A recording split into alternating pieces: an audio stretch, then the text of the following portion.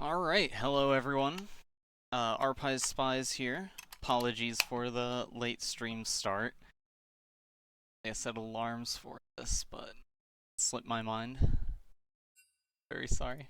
But there will be a match today between the two Stun Gaming teams, Mythos versus Incarnate.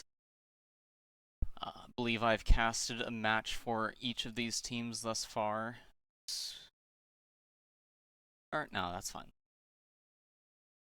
The draft will be starting up soon. I'm not sure if we're waiting for one more. Just on some background sound and fix the thing of this because both very long game.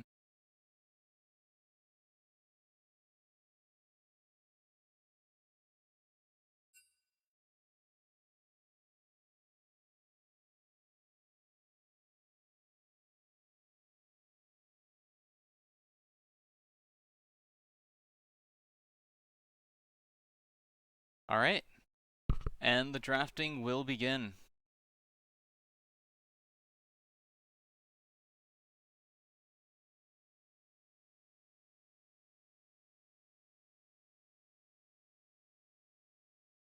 Mythos starting off on blue side, or Mythos, I guess it would be.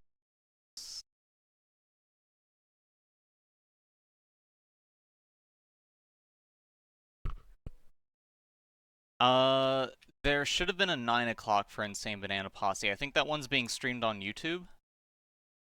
Yeah, Lesh is streaming that one, or Leshe, however it's enunciated. I'll post the link in the chat there for you.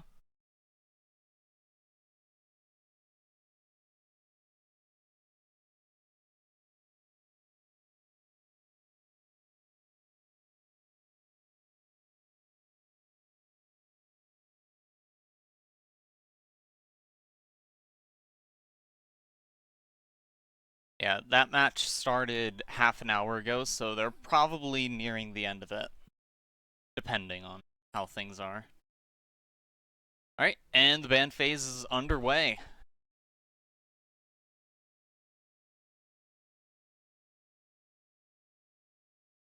Volley Bearer quick out for blue.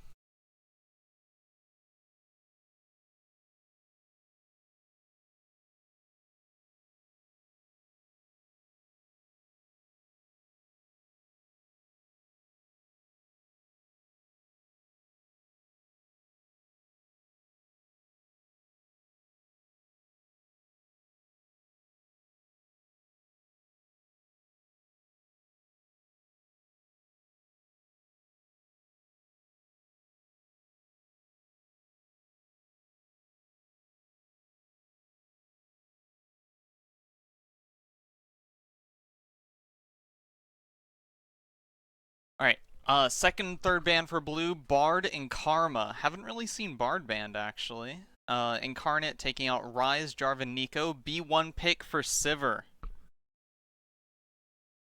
AD carry pick first. Going to be seeing what the response is here.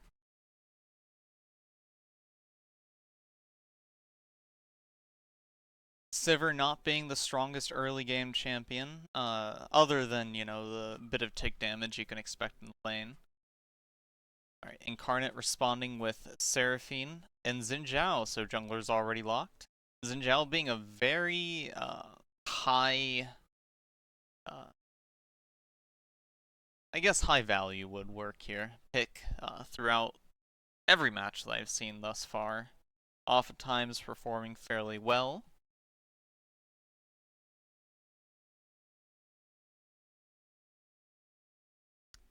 As Mythos takes a bit of time to decide on its last two picks. Going for Malphite. Kind of surprised to see such an early Malphite pick, especially with Sylas open.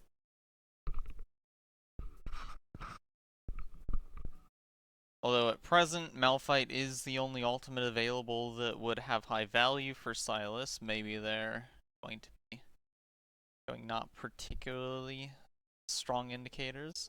There's the Nautilus. Alright, so we've got the bot lane. Impossible top lane. Malphite can be flexed mid as well. Not sure how his jungle prowess is, but still, if he did go mid, even stronger Sylas bait, but we'll see.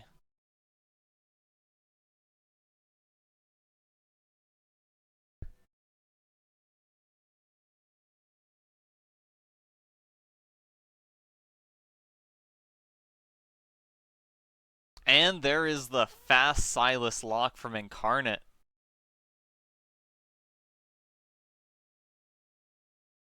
As the first ban of the draft of the second phase moves to Annie.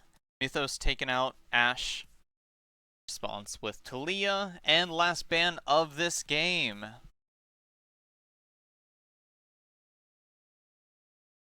Taking a bit of decision making.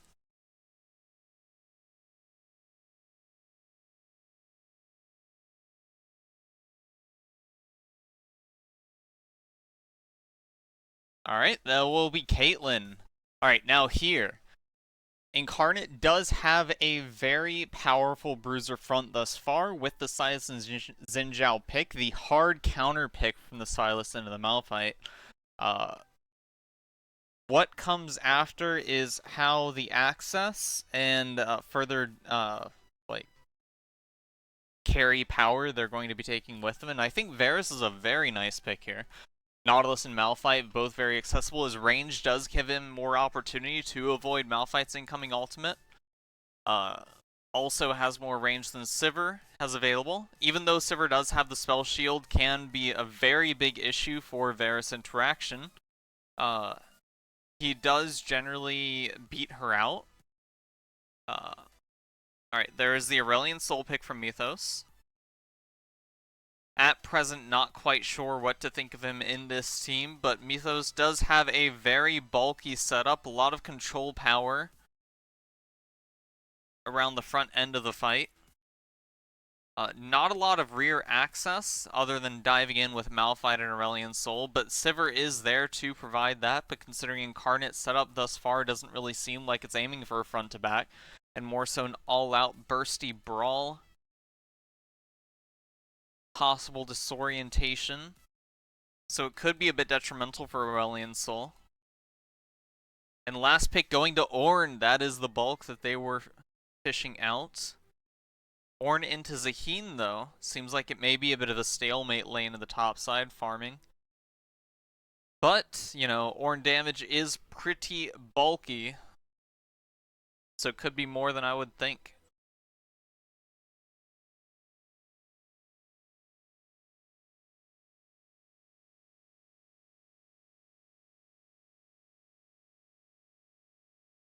Yeah, this Malphite could generally go kind of anywhere, really.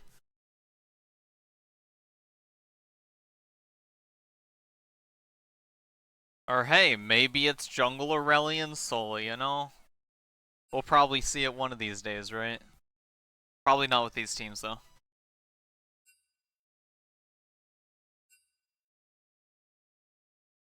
And back to the high value alt like assumptions. I'm not quite sure how well Zaheen is top. But yeah, I'm not quite sure how well and how high the scaling is for Sylas stealing Zaheen's ultimate. But I assume it's okay for Aurelion Soul. It won't have the knock-up power to it. It doesn't have the size scaling of it. But at the very least, Zaheen and Malphite do strike me as fairly good options, because Zaheen does have that damage mitigation compounded with it. Or he could even take Nautilus's, get the increased, like, unmitigable hard CC duration for that. Sivir would always open that access for escape or chasing down. A quick restroom break before we're starting for players.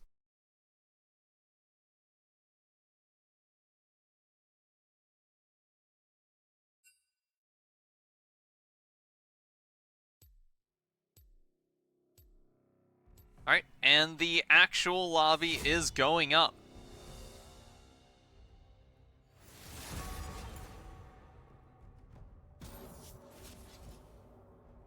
Alright, they are going into tournament draft mode. But yeah, it is going to be a Zaheen top. I think the safe assessment is that... actually... Would it be Malphite or Aurelion Soul mid at this point, then? More than likely Aurelion Soul with the jungle Malphite, right? Right? Does mean that the early game is going to be not very gank friendly for Mythos, I believe. The slow does help, but I think that Malphite would probably need, like, what, level 4 or 5 to actually have any good slowing strength from his Q. I guess unless either of the lanes are brawling it out, but we'll see about that.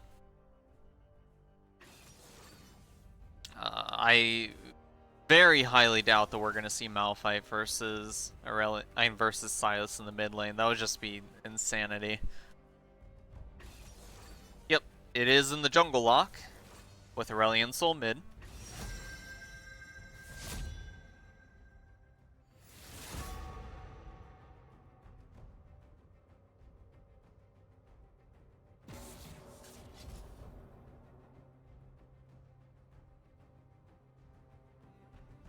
Alright. So yeah, with the Ornn pick, with the Sylas and, Xin Zhao, it does provide solid backline access for any ricochets from Sivir, but at a point it's kind of a matter of, will she be able to actually safely get those off? She does have the Malphite and Nautilus to kind of stem anyone that may be attempting to dive off. Aurelion Soul and Malphite also have a pretty good wombo together.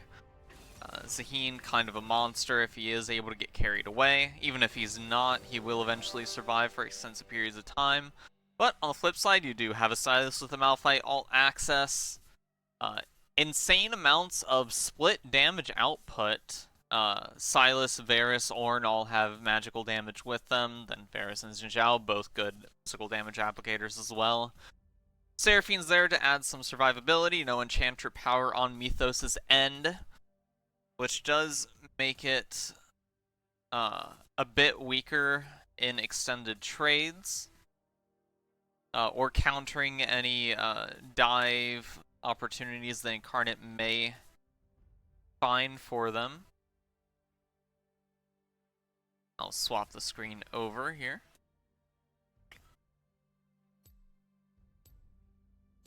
Alright, and we will have the 3-minute wait time.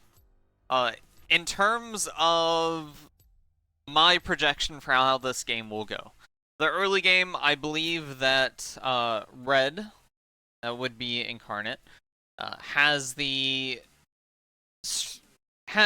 upper hand in that early game. However, the mid lane, I think, is going to be somewhat neutral. Red team will have a stronger presence in the early, potentially, and I also think that there is better fighting power in Red team's bot lane. However, the mid lane and late game, because that Sylas power exists, so long as the game stays neutral, or if they're ahead, I believe that it is a strong Red team victory, and that it will be a difficult fight for Blue, Mythos, unless they can actually manage to win out the early, but it will be difficult for them to do that, and they will have to maintain a lead for the majority of the game, even though Aurelion Soul's scaling is fairly strong. Think that there is just a bit too much disastrous for them that will await them in the long run. And with that, 2 minutes to go. Gonna refill my water, and I'll be right back.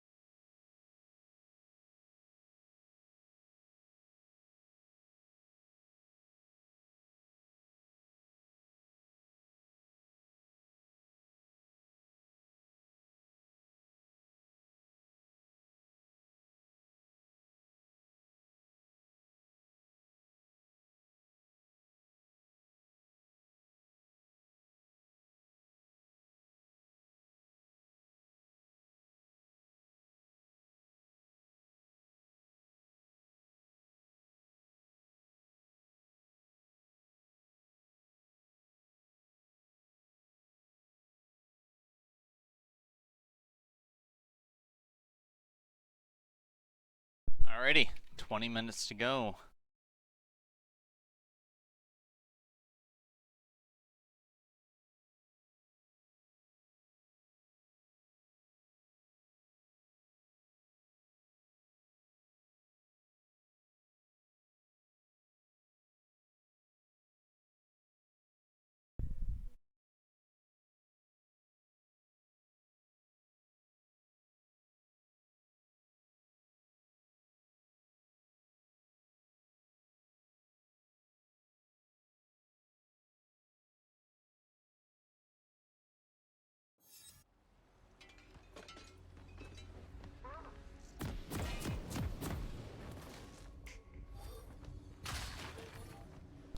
Alright, and we are underway. Wait, I do have the teams on the correct side, right? Yes, I do. Let's go. Welcome to Summoner's Rift. As it doesn't look like there's going to be much aggression at the start.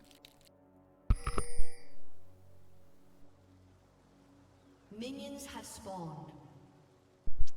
Actually, we see a 3-man move bot, but it will be spotted by the ward.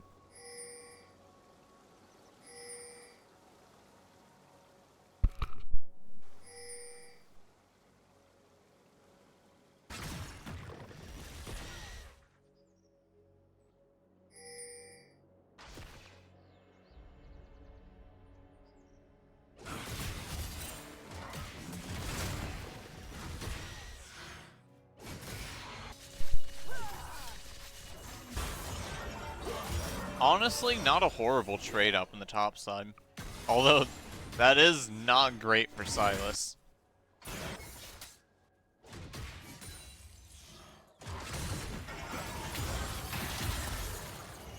Ooh, that is a very strong abduct with the electrocute prop. Aurelion might want to be careful.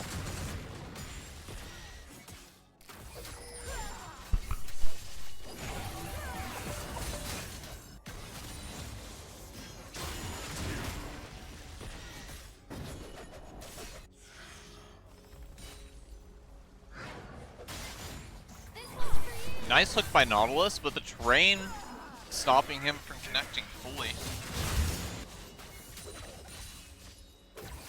We see both junglers clearing from the top to the bottom. Zinjao will be spotted on a ward as Silas lands another abduct.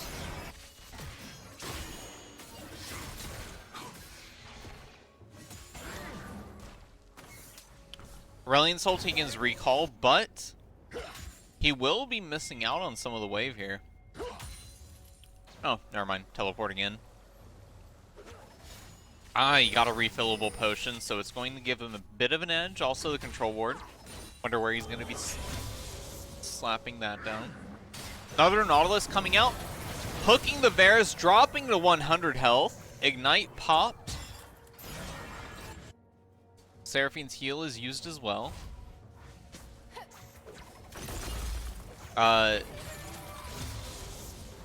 Honestly, I'm kind of surprised that Sivir didn't ricochet earlier. Yep, there's the stoppage. Very unfortunate for Varus.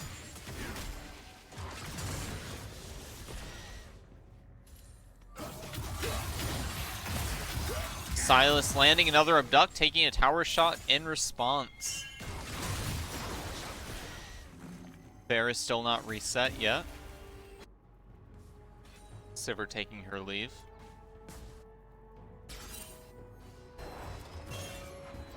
As scuttles will be traded. Ah, wait, I didn't put the objectives up.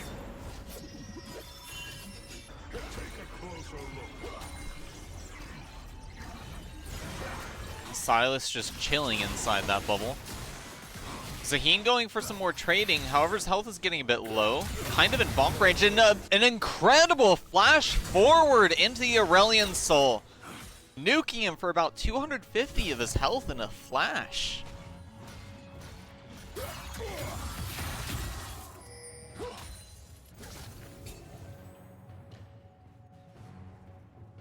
Gotta be really careful about that Silas damage. And considering that was like probably the 5th time that Aurelion Soul took an abduct. Another Nautilus hook catching.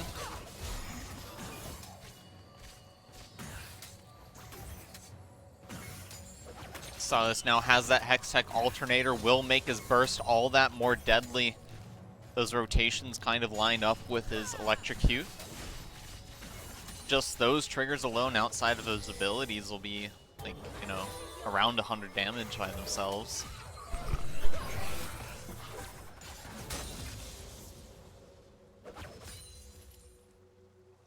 And since I don't think Aurelion Sol is running like bone plating or anything, he's going to take the full brunt of that.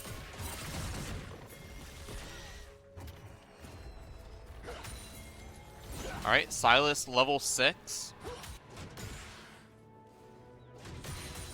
I wonder how he's going to decide on managing his ultimate stealing. Whether he's going to fish out for the Malphite. Another Abduct? Dropping Aurelion Sol to half health with just that, with just a few ability hits. As it is looking like Xin Zhao will be able to sneak this first dragon, Chemtech Drake. Health dropping dangerously low, but will get out with it.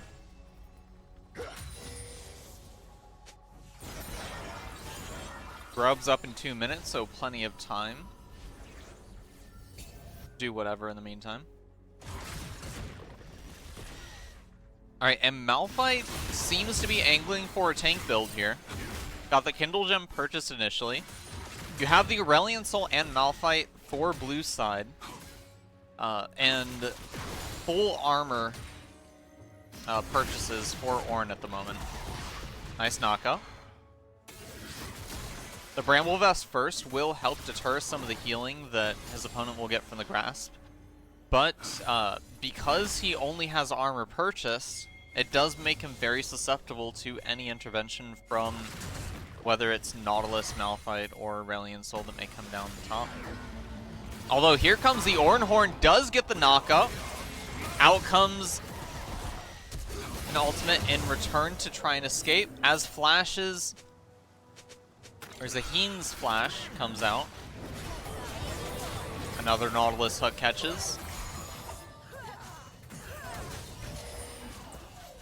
Ooh. Even though Varus got hit, hooked by the Nautilus, the trade was still net positive with the Sivir. Alright, Abduct finally missed. Alright, Sivir flash away. Varus running dangerously low, gets close up. She will run away. However, Aurelion Sol seems to be swinging over. Is he going to try and tower dive? Varus is not level 6 just yet because of that early pressure that he had to take. It's times like this that it's a bit unfortunate that you have an enchanter as your, or an enchanter like Seraphine as your support, because she doesn't really have the bulk or survivability providable in the early phase that can promote the kind of aggression that Varus is going for. I kind of actually think that maybe Renata might have been a better option here. Just my thought.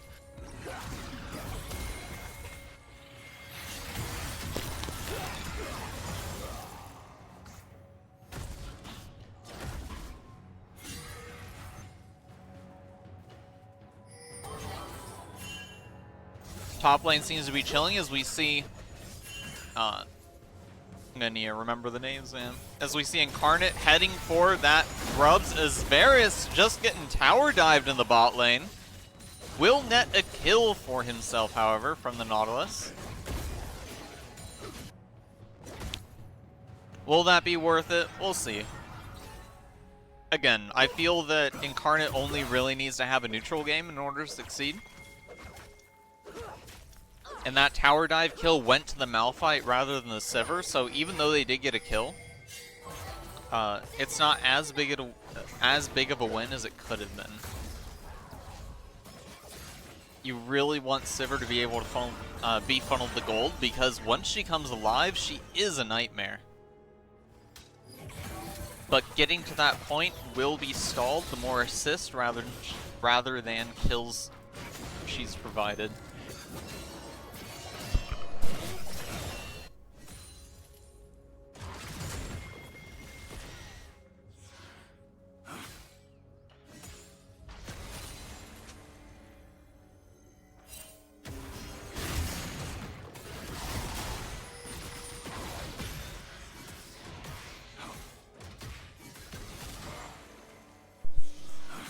Ornn taking that extensive trade very well. Here comes the Ornn Horn. Knocks up Zaheen, but the finale still goes through. His passive is entirely drained, however. Will we see a bonk? Nope. Oh, almost did. Zaheen will be forced out, but he does have teleport to come right back. Malphite hovering around mid lane. There is the ult steal. Will use it for his escape.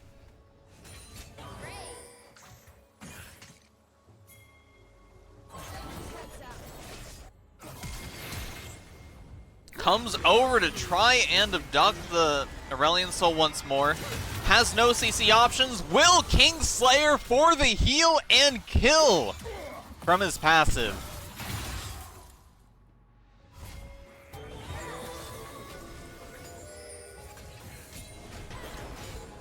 Aurelion once again underestimating the sheer force.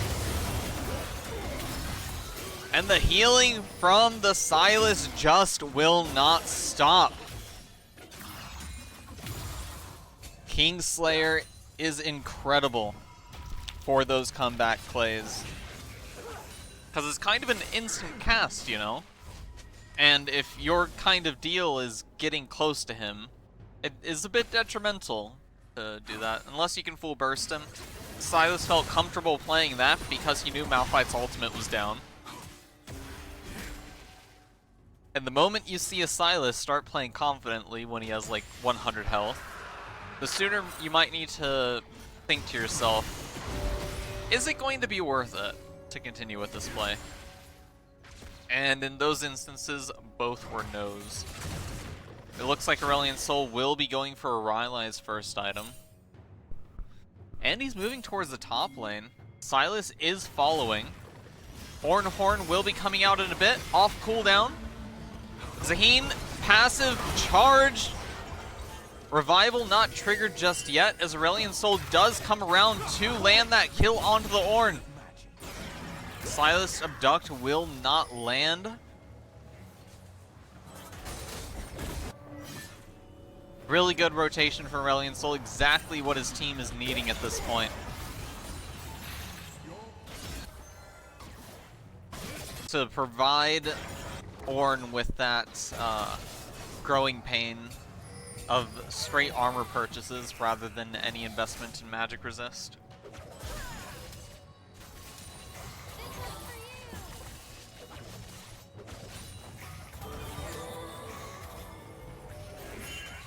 As his bot lane is looking really volatile, ping's coming out, warning them about the Sylas rotate.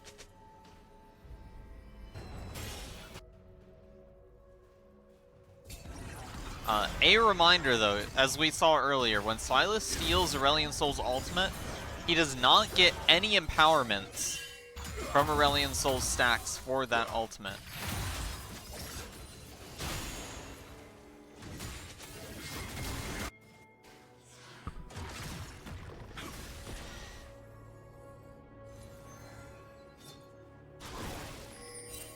As this top lane matchup will not stop brawling.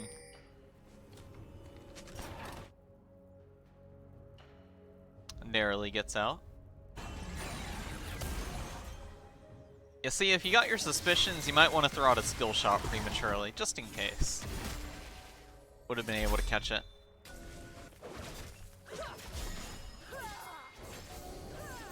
Ooh, Malphite spotting 3. Nautilus hook coming out. Will land on the Seraphine, who does flash away. Gets caught in the Malphite ult.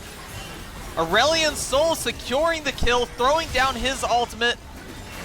Allowing Nautilus to escape. Maybe time to move back as the Varus ult lands onto Sivir's spell shield. Malphite will go down.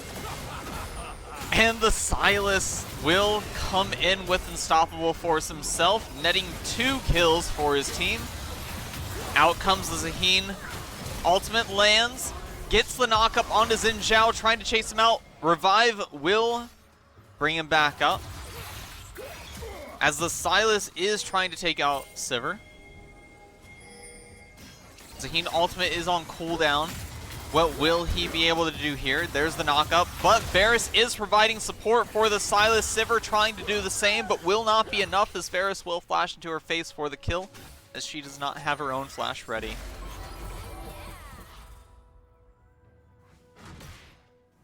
And I am ready for Incarnate to take this snowball into further effect. 1,600 gold for Varus to be spending. Actually, I'll keep that tab open just a bit longer. As we see Sylas purchasing his second item, Protobelt ready, does lead his opponents to misjudging the distance he has to close in order to make these engagements.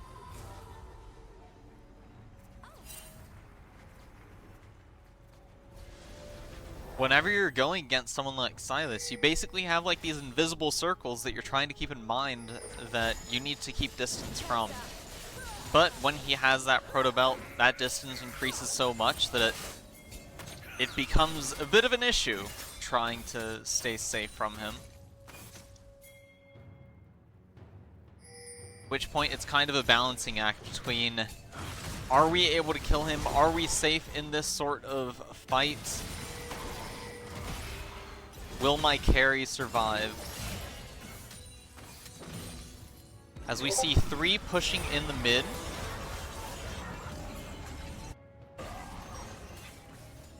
Heard a Badoop, not sure what that is from. I hope it's not an issue on my end.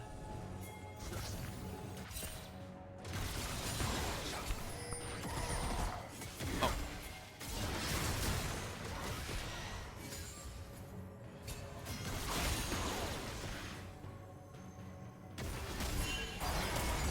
Alright, Aurelion Sol landing the ultimate. There's the Malphite ult. Kill secured for the A-Sol. However, Xin Zhao and Seraphine coming in to assist after the death. Sylas pulled off the dragon. Will they be spotted by the Nautilus? His first tower for... team names. Team names are hard. For Mythos. Goes down. I keep wanting to call Red Instinct. My bad. Alright, Incarnate, Mythos. Horn coming out, will be blocked by the CC immunity one again, as Zaheen will finally take the bonk of death. Malphite coming up top, doesn't have any magic or AP items, so we're going to see what's going to come of this. But Xin Zhao running up top side to provide his own support, looking a bit like Zaheen himself with that skin. His posture's a bit more aggressive, however, rather than regal. Sylas snooping around for ultimates to steal.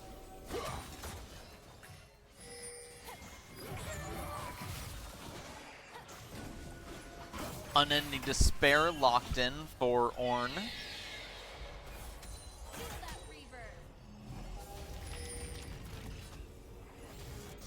As we are sitting at a roughly 4,000 gold gap at this point.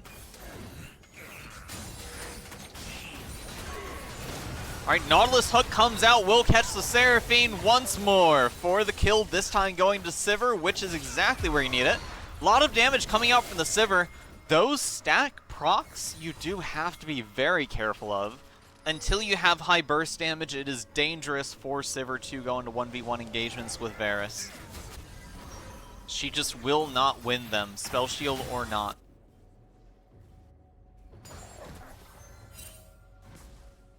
Varus does have that burst, but very fast attack speed and crit damage does beat him out eventually.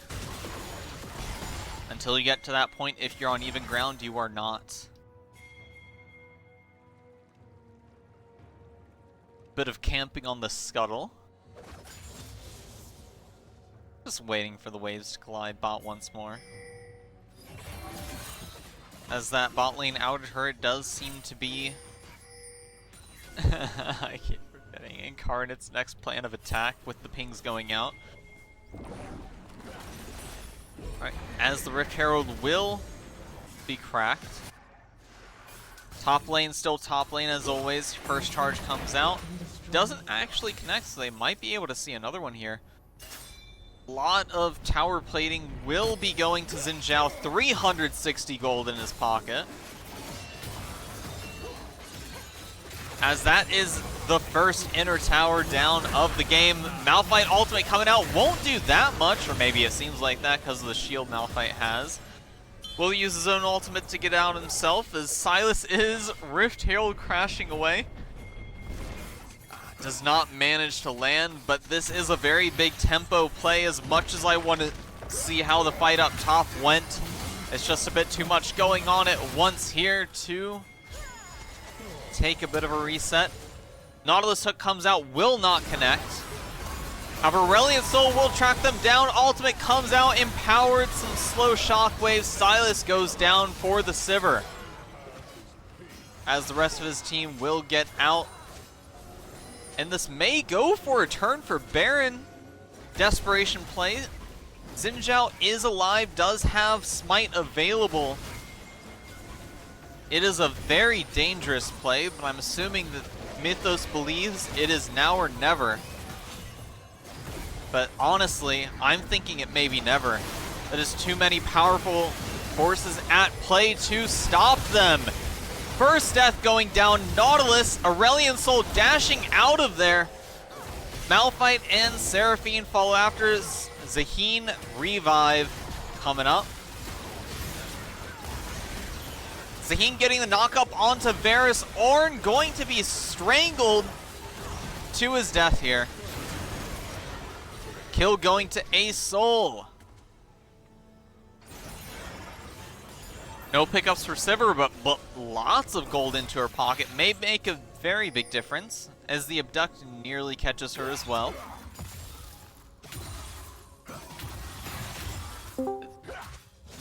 Hey there. Hey, is now a good time? Yeah, that's fine. Nice. Alright, so you are Nexus, that is correct, right? That is correct. Gotcha. And would it be just RPs, RPIs? Arpies is fine, or Pi, what have you. Whatever's more comfortable. Perfect. Do you mind streaming the game? Do you prefer yeah, play-by-play, I'll stream it color? for you. I'll see what you do and then adjust accordingly. Okay, I'm pretty comfortable doing play-by-play, but if that's your spiel, Oh no. just sit back. If I'm in the zone, I'm kind of okay with it, but if not, color's fine. Yeah. Gotcha. Well, I mean, this has been a crazy game. I was able to tune into the last like 5 minutes, and it's like we got a big Drake fight starting up too. I didn't expect this level of comeback to be coming forth for Mythos. That last fight looked really messy. It was honestly kind of hard to tell who won from that Baron. Nautilus ult, Seraphine all coming out. It's ultis all over the place in the river here, Pies. Craziness, can't tell who's winning, but Sekko comes in with the Zaheen ulti. He's looking for more on the top side of the fight, though. Lysander and Spirit are sweeping house. It looks like Incarnate are going to walk away with the fight and the soul. That Ocean Soul acquisition is going to be huge here. Xin Zhao, Sylas, both with that in their possession. The side laning Ornn and Zaheen have been doing all game. It's just going to be even harder for them to for Zaheen to actually do anything. That massive fortress of a tank with Grasp and Ocean Drake at his disposal, and it's looking like it might actually be a Baron secure as well. They definitely have the damage because it is a Varus contributing towards this meltdown. Yeah, this is something we've seen a lot. How do you feel about the on-hit Varus versus the lethality builds that come out a lot? So lethality is really hard to work with Varus, I feel. It's very easy to scale him out versus most team compositions. There are a lot of squishy targets available for him to hit here, or there aren't a lot of squishy targets. It's only like Sivir and Aurelion Soul, so that by itself kind of eliminates the possibility of getting a viable lethality setup here.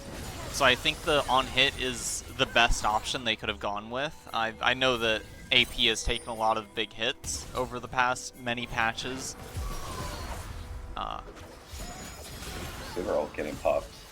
A little funky. Yeah, I'm not sure what that was about. I think they probably assumed that Xin Zhao was going to hard engage on them or something.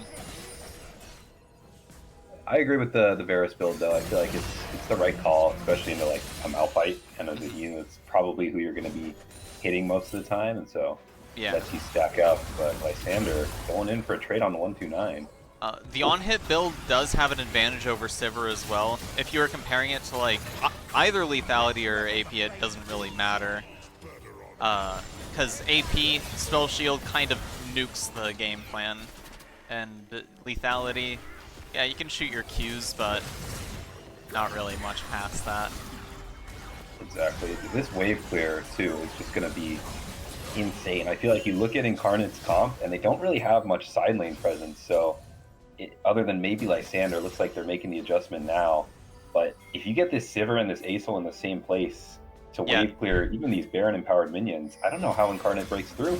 Yeah, you're really not pushing that through.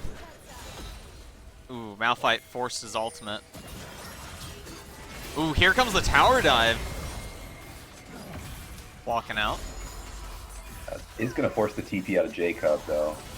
We have about 50 seconds more on Baron. Incarnate going to try to punch down an in-hit, but it looks like trade going in onto Lysander. Pops the Zanya's hook, does connect from Rexy, though, and Jacob, with the call of the Forge God, is going to buy a little more time, and now he finds himself in the middle of 4, make that 5, with Acel jumping on in. Astros bringing him down, even the tanky Ornn with the Ocean Soul falls, and now Incarnate, they're on the run. Mythos giving chase. It's a 3 versus 5. Spirit Track trying to kite it back. Pops the ulti. Seraphine ulti over top. May turn it. Spirit Track still hitting untouched. Going forward onto Guma. Flashing forward onto Guma. Looking for more. It's Varus against the world. And Varus is winning it. Acel over on the side of the wall could do nothing but pop an ulti and watch the rest of his team die. And once again, Incarnate take a crazy fight win. And very dangerous situations for Aurelion Sol there. As soon as, you know, his mobility tool is gone, he can't really re-enter that. Otherwise, he's basically serving himself up on a plate. And that fight was just outside of the range of his Q, so it's not like he was really able to contribute much after that point. Yeah, I feel like over that Gromple, it was... I mean, I don't know what other angle he can take. You don't want to be just running straight into the Varus. And then great ulti out of BardBQ to buy space for Spirit Tracks to stack up that Rage Blade, stack up that Bork. Yeah. You know, we've just been talking about this on-hit Varus, how that's probably the move, and it carries the fight there, even despite the fact that that was functionally a 3 versus 5 with Lysander and Jacob falling early on. Yeah, I feel that was probably a result of Mythos dropping its lane defenses from the top side to intercept the Sylas. It kind of seemed like they were sacrificing the entirety of top lane to send all like 4 of them over to confront him, and it just bit them back really badly.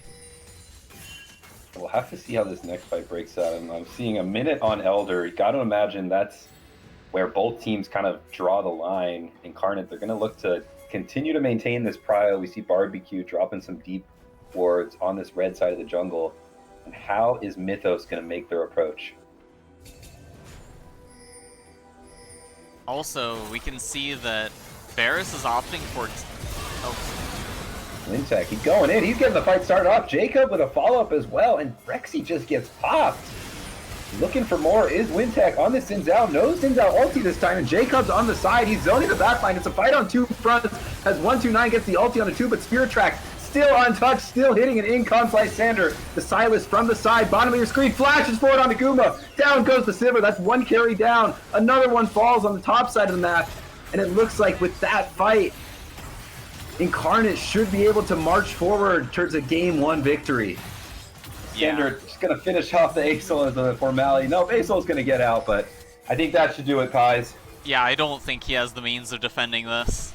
Maybe an Acel, but he's not been fed nearly enough, even with 5 kills. Yeah, it's 5 members here on the side of Incarnate, and the battle of the 1 seeds here. Looks like Sister Team Incarnate strikes first and goes up 1-0. That was an explosive game. Like, there was not really any time to rest after a certain point. Gosh, yeah, I was actually sitting off to the side waiting for like 3 minutes to join because it was like, oh, this is another fight. This is another fight. Like, we're just not stopping. This is exactly what you want to see for some Saturday Night League action. Alright, and it doesn't seem like they started the next draft yet. It does look like they are swapping sides, however. Okay, that'll be interesting. Yeah, I feel like both teams. I don't know if you want to take a break after that crazy game one. No, you're But fine from with what I know evaluating. of both teams, I feel like they tend to win through their mid laners a lot. From what I've seen, it looks like Lysander obviously had himself an early game for Spirit Tracks, kind of scaled up into the late game. But when I've played against both teams, it was their mid laners we've had a struggle against, and I feel like you're looking at probably two of the best mids in the whole league. So R5 counter pick going to be very important for both sides, and in this case for Mythos. I was like really astonished though to see the Malphite pick or the Malphite blind pick without seeing Silas banned. Like even though Silas didn't get like an insane amount of value out of the Malphite ults that he stole, for the most part he did get some decent ultimates out of it. Uh, but it really kind of skewed the team composition like before the match even started. And then a lot of the early game plays between the Aurelion Sol and the Silas just kind of extended his lead. Like with those abducts that he landed for those Yeah, insane burst outputs. I saw a few of those. It was insane. I mean, that's like even beyond the Malphite ult, Silas just likes playing into Malphite. Mhm. I feel like Malphite gets up and close into your face, but then Silas wants that smoke. He can just Kingslayer heal up, and it's all magic damage. So it's a comfortable matchup, even if there were no huge scond abduct into unstoppable forces for the Silas. It really turned the tail in terms of that early game 2v2 and skirmishing, like you mentioned. I did like the moment when Silas did Unstoppable Force into the enemy team on one of the dragon fights and missed everyone. That was funny. Yeah, I think that was one of those last dragon fight. It was the soul fight, right? I think Uh, so. yeah, I skipped over that. I was like, oh, too many alties going around. Like, really to see that. We've all been there. uh, Just creating space. This is zoning ult, really, really break up the fight for his team there. yeah. I think that maybe the Malphite ultimate was a bit unfortunate in the long run for their team. However, because as you said, like it the mid laners seemed to be like a lot of their carrying force, but because of that match, we weren't really able to see too much out of the jungler from Mythos. Yeah, Because I'd agree. outside of ultimate spamming from Malphite, he's just kind of there. And having a jungler that just kind of there that's useless when his R can't be used. Like even Nocturne can do something, but We'll see how they make the adjustment. I mean, that's the one downside to a Malphite jungle pick mhm. is you give up basically any chance at an early 2v2 skirmish, and then you're really just looking to play this slow game. And when it's not a slow game, it can feel a little bad for the Malphite, as all you're doing is just running at them and looking for those ultis. And if you can't find them, it's tough to really make an impact. So we'll see what the adjustment is for 129 and for I guess who's the mid laner for Mythos? Is it uh, Zorodro? I do not remember. Okay, he had spectator mode on. I don't know how you feel about casting with the spectator mode, but it's like one of my top pet peeves. Uh, yeah, I have noticed that. Like, if I recall correctly, Wait, does Guma have his as well? Or streamer mode? That's what. Or streamer mode, yeah. Yeah, I'm trying to give these guys love by name, right? Or And yeah, it was Zorujuro. It was okay, mid lane. gotcha. Okay, so I think that's a sub because I want to say Astros is the main mid laner. So my whole point about the winning through mid on the side of Mythos, maybe they're they're tabling that a little bit. But I will say they have a pretty strong bot lane in Guma and Rexy. Mm-hmm. Saw it on display a little bit there with the Sivir and the Nautilus getting an early lead through game one over their counterparts in Spirit, Trax, and Bard. And so maybe they'll be looking to play for that bottom lane a bit more in game two. I do think it was unfortunate, though, just, you know, the fact that unless Sivir gets, like, a massive lead, she does start falling behind Varus, especially. Yeah, I mean, you just don't have as much. I think, you know, Sivir scales well, but you don't have that same amount of, I would say, initiative as Varus does. Like, all you can do on Sivir is press R, and you're looking to kite back team fights, where I feel like Varus is a champ that can go forward and, you know, press that ulti as an engage tool. Mm-hmm. I think that's fair to say. I'd like to see Guma on something with more agency, but we are in a draft. What do you think of these first few picks here?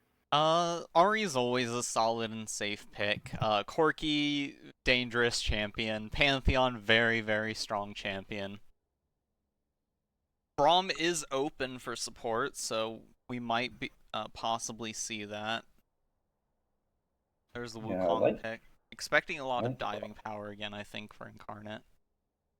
And that's where something like a Braum could really come in handy. Play that anti-dive, but just a trade of what I presume to be jungle mid and ADCs across the board. What role do you typically play? I was...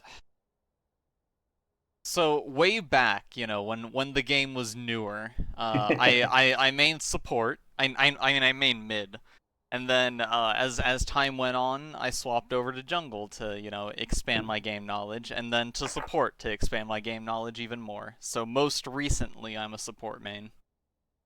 Gotcha. Yeah, same here on the support side of things. So got two support mains on the cast. Can talk a lot about bot lane mashups. But everything else, I think I'd rather defer to you. That game knowledge, you know, definitely comes through from everything I've heard on your cast. But I think a lot of explosive early game picks coming out from both sides. Ahri, Wukong, and the Pantheon Aurora is going to be a much more spicier mid jungle 2v2. Yeah. To kick things off. Unless, of course, it's a support Pantheon, which would be insane with a Corki. Flat damage, flat armor shred on Corki and Pantheon, and there's the Leona lock, which might actually be even more dangerous. Yeah, they're really looking to go in, and this is kind of screaming a Braum to me if you're Incarnate. You know, I'm not sure if you want to try to match the Leona with another aggressive lane pairing, but in terms of engaged melee supports, it's really just Rel who's open that you would maybe be okay Hey, playing. there's the Rel pick instant. Okay. Perfect. We can talk about the bot lane matchups. We kind of know our stuff there. But Scion locked, and we'll see what Mythos rounds out R5 with. Man, it still pains me to see Rel pick because you know, I one-tricked her before the mid scope, and I can't judge her now. It's too much. Really? Why? Like just the kit, or? I feel like her kit is much less impactful than it used to be. So, like, in my mind, like, I get these tugs of Rel's able to do this and this and this, but in reality, it's just kind of not these days. Which is unfortunate. I think that's fair to say. I don't think she's in, like, a bad spot, but I do think among the traditional melee engaged supports, when you think, you know, Nautilus, Alistar, Leona, I think Rel would be a fair fourth place out of those three. I don't think she's a strong laning. You need to have a very strong AD carry to pair with that. I would still put Rakan over her in terms of engage power, just because I feel that the range on her Crashdown has been neutered a bit too much since the mid-scope. Yes. And the reliability of landing her full combo is also not really there. So, like, I always find that she's more of a follow-up rather than a direct engage. And because of that, like, I don't think that she performs poorly into Leona because of that, because rejecting an engage is also something that she can do, but like her ability to allow her carry to kite is kind of determined on who's chasing that carry. Because, you know, she does have full tilt, but it doesn't help all that much when your carry's running away rather than trying to chase someone down. And since you are able to interrupt Leona mid-dash, and Corki is... Actually, Corki's a bit more durable than most carries, isn't he? Yeah, you know, I think if you're Mythos, you're pretty comfortable with this bot lane matchup. Mm-hmm. You know, Leona and Darrell. Rel's okay at kind of dissuading that engage, but Corki, in any prolonged fight, I gotta think is going to do more than the MF, and that's exactly where Leona shines as well. Yeah. Sticking on top of people and making those fights long. And, you know, it's very easy for Corki to even accidentally chip some damage onto you because of his Gatling. Yeah, I'd be surprised if it's any accidental chip. Yeah, let's go around. But I'm expecting it with just some very explosive. We're gonna have another very bloodbathy game too. I have a feeling. It's just... Always fun. I will keep track of any moments that I see some big Mordekaiser shield breaks from the Rel. Good point. But I mean, speaking on the Mordekaiser, big fan of that R5 pick coming in. I know we haven't touched on top lane too much, or at least I haven't when I joined, but I am on the side of Mythos, I think has been what's fair to say maybe a weak point of what has been an otherwise very dominant Mythos roster. You know, we may have gotten him on a bad day. We played the Mapoho Coalition played him last week, and Mr. Bufo was able to get the better of Seko, but I've seen Seko kind of struggle in some 1v1 matchups, so I think it's nice to see this counterpick Mordekaiser come in and should be able to dominate the Zion. Gotcha. I'm just glad that I haven't seen a repeat since I think it was 2 or 3 weeks ago, where there was a Mordekaiser pick into a Renekton. That just felt bad. Oof. I don't remember what team it was, but it did not go very well for the Mordekaiser. But yeah, I can imagine. Oh my gosh. But into this, you know, he's got some solid targets that he can take out of fights. Like I would not ult Rel out of a fight as Mordekaiser ever, because Rel can generally survive him throughout any of that, and she doesn't provide enough value to do so. I generally aim for Wukong instead, personally, since he is a lot more disruptive, a lot more damaging. If you were to go for that, it helps that he's the jungler. 100% agree. I think that's, you know, you're looking at this side of Mythos, and fights are going to be crazy. They're all going to be in the thick of it. I think a lot of this is going to be who gets the first jump, and Mordekaiser being able to just take Wukong to the death realm is going to nullify a good chunk of the engage out of Incarnate, and more importantly, buy space for Corki and Aurora to probably navigate these fights with a little more agency. And Ahri's also a pretty good land for him. Even if he isn't able to kill her, she's like too disruptive in a fight. That charm holds a lot of game-changing power in it. See, rest of draft. I'm pretty sure also, the jungler for Mythos is like a Pantheon main. Oh yeah, boy. 129. That's his champ. I'm surprised they let that through. It's his most played this season, and very dominant on it. He's got 9 points. Well, only 4 games, right? But basically a 10.0 KDA and 100% win rate. So we'll see how this Pantheon gets off to a start in the early game. He's a bit of a deadly champion. One of my friends plays Pantheon. He's been trying to climb this season, or he's one-trick Pantheon for like ages at this point.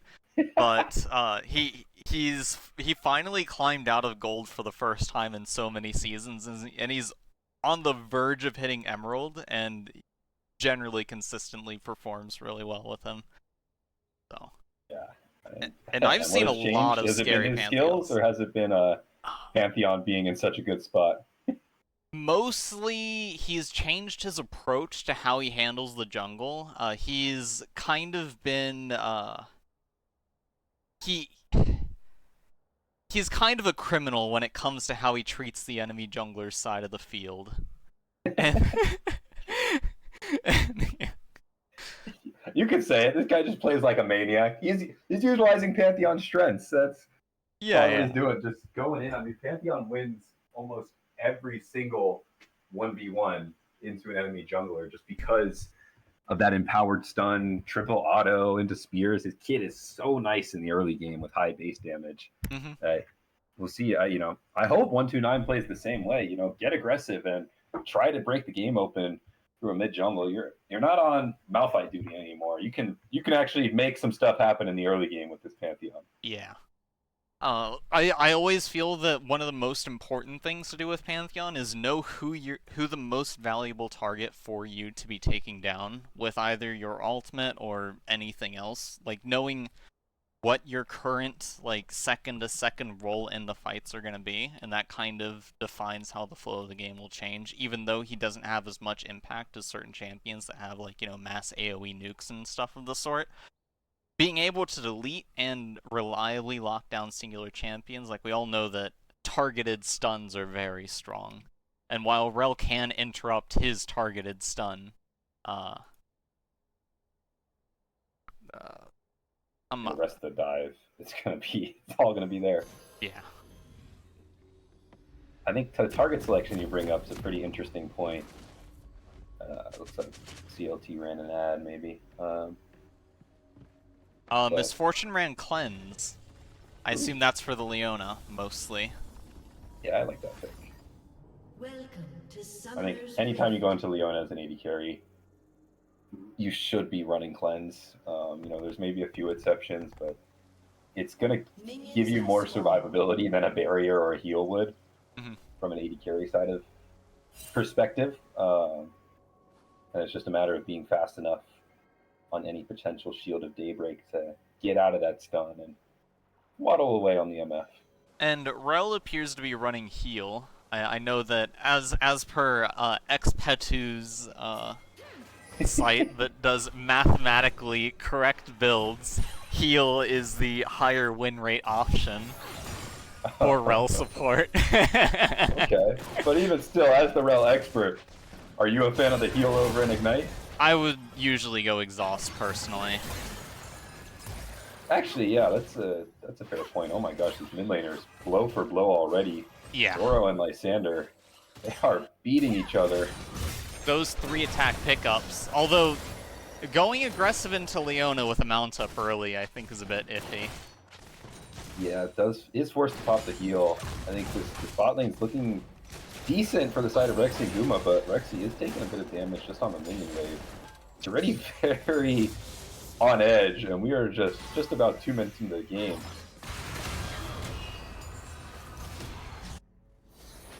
Teko getting some trade. I think one of the things I'm going to be watching, as we get into the late game, you touched on it a little bit, is for the side of Mythos, who are going to be on red side now. Yeah, I got to say that in my head so I don't get it mixed up. Yeah.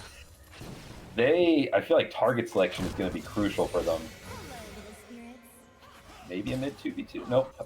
They have a lot of single target tools with the Pantheon, the Mordekaiser. Even Leona, I'd say, plays more of a single target role than any AoE. Yeah. Whereas Incarnate has all these team fight tools. So 2 kind of stylistically different team fight avenues. Rexy going in for a trade, but Barbecue, he could have traded right back. Gets the stun. Rexy forced to flash out. Flash follow from Spirit Tracks. Gets kill number 1. And Winteek on the way down. Warrior Trickster forward. Spirit Track with no flash. Guma flashes over the crash down to trade 1 back. In the meantime, Zoro, he picked up 1 in the mid lane. Guma popping the barrier, looking to trade it back, forces Barbecue to flash out. So Summoners being blown left and right. At the end of it all, it's 2 for 2, and we are still dead even on gold. So, that charm off of the teleport was nasty. Now, Lysander, he's going to look for more, and no flash in this Aurora, but, Aurora just traded that damage right back. Yeah, maybe a bit too long of an engage from the Ahri. Ooh. Zoro dodging out on the charm. Yeah, Ahri actually fell down in a solo kill while all that action was happening in the bottom lane. Might Now actually be a Aurora, solo kill here. Oh, Gonna be a good narrowly. spot. If that ever hits, I mean, that electrocute 3-prong proc is gonna do work. Rel roaming up into the mid lane. 129 is gonna meet him there. Charm connects, now 129 is gonna be in trouble. Flashes forward onto Lysander. 1-on-2 doesn't get the kill, and the orbs keep Lysander alive, and things go blessingly lucky for the side of Incarnate there. That tracking from Rel was great. Catching the Pantheon, but he knew he was dead and tried to give himself for that kill, and I have to commend him for that attempt. It was just short of the kill. Like, so short of the kill. It's painful to watch. That's how you play Pantheon, though. If you're going to lock this champ in, you should be flashing forward and going for it. Yeah, kind of like has to a see that Yi out of mentality. Exactly. Bot lane pushing into Guma and Rexy. And so they're going to be in a good spot for a potential 2v2. It's always tough engaging onto the Rel. And I got to shout out Seko on this top lane. I was maybe being a little rude earlier with some of those words, but did bring up how this R5 counter pick could do wonders for him. And so far it has been. He's up, a 16 CS lead, just quietly beating Jacob in this 1v1, doing exactly what you want to see out of this Mordekaiser and the Scion, and expect him to continue doing so. Once Seko hits over to 6, it's really going to be impossible to kill the Mordekaiser as we stay in laning phase. Yeah, I'm not. Ooh, mid lane. One more auto. That's light work. I mean, Oh yeah. just navigating around, dodging charms, dodging those orbs, and hitting all of his abilities. It's an easy kill for the mid laner of Mythos. Definite step up from last match. I think that just speaks to maybe the champ trade there. Rexy going in, his AD carry Guma was zoned out from the trade in from Barbecue. 129 going to make it down in the area, and Guma Valkyrie forward to give chase. No flash on Barbecue, and the Zenith Blade connects, so it should be an easy kill for the side of Mythos. They're going to give it to 129. Yes, And give just it like to that- him. Yeah, that's what we're going for. Put it on the Pantheon. So far, exactly as expected. I mean, Wintech has 2 kills as well, but this Pantheon, I mean, you need gold on Pantheon early, so Yeah. I need to see this guy continue to play on the map. Recall, huh? Dragon's up, so that may be an angle for a fight. Level 5 still on both junglers, and Wukong has started up the Drake, so we'll see if there's a contest. Doesn't look like it, as Red Team is just going to make their way back out onto the map. Leona's gonna check it out, however. Dark for her. Thank you for the fog of war toggles. You're on it with the spectator toggles. When I don't need to talk, it's easier. That's fair enough. I hear you. We'll see where the Leona goes after this. My eyes are kind of on any time a support gets on the map, especially when it's Leona and Rel, these playmaking supports. Always curious where they're going to go to potentially make an impact. And it looks like we may have some jungle convergence in the top lane. Zoro is going to be first on the move. Did crash the wave. And level 6 to level 5 on the Wukong. 129 is going to be able to chase this monkey out. Able to secure the blue buff prio for himself. Seko in the area as well. Solo lane prio. Getting 129. Another camp lead. And, also look at the vision that Red has inside of Blue's End. They have those raptors warded, so they're going to know just when Wukong steps over there, so they're going to be able to play their plays in advance. Yeah, I really liked how they played that, actually. You get both solo lane prio while blue buff spawns, so easy rotation in. Leona was up there at the very start of that play to help facilitate that with some wards, with some rotations, some priority. And then by the time, Incarnate maybe realizes what's happening, Rel starts to roam up, but it's too late. You already have the blue buff, you already secured it, so easy heist there. And that's going to continue to accelerate this Pantheon. It forces out the MF ult in the bottom lane just for wave clear. Very well done all around from the Mythos side. Just some clean macro. Grubs are now up, however. Pantheon does have his ultimate available, so I expect to see him ult on it. We'll see if he does. Oh nope, he is aiming straight for bot lane actually. He does have all his bot side camps up, so maybe looking for that first. But definitely that's going to be something to watch. What does he use that Grand Starfall for? Because that's where a lot of the actual playmaking potential of Pantheon comes in. It's just ulting behind them and setting yourself up for a stun. I mean, if Rel is overextending like this, it is a pretty solid option for him. Right, he's in the river. Here's some pings coming down. He's going to finish the scuttle first. Here it comes. He's channeling Grand Starfall. Comes on through, and a flash stun on the Spirit Track is going to help secure it. 129. He's turning around. Wintech goes in, forces the flash out from Guma, so a trade of flashes between jungler and AD carry, and Wintech running up the river, but he's going to find Zoro. Flash stun from 129, followed up by Rexy Zenith Blade. The damage over the top from Zoro secures a total of 2 kills for Mythos. And just as we saw, aiming for the bot lane, Corki forcing the overextension. You called it, man. You knew it. Ooh, nice 1v1 kill there. That Aurora burst damage is just insane. I'm not sure if it's the Electrocute proccing, because it doesn't seem that Electrocute is indicated, whether it's on cooldown or not in Spectator. At least not on the character or champion portraits, but... Gotcha, yeah. I mean, even with just the Hextech Alternator, that's loads of damage to begin with. Looks like Incarnate, they're going to try to make a call for the Grubs. Mythos, just on various backtimers, should be seeding this one, but honestly, I feel like it's nothing really lost for Mythos. You look at the side laning potential of Incarnate, and it's a Scion and an Ahri. It'd be something you want for yourself, but not something you mind giving over. Mm-hmm.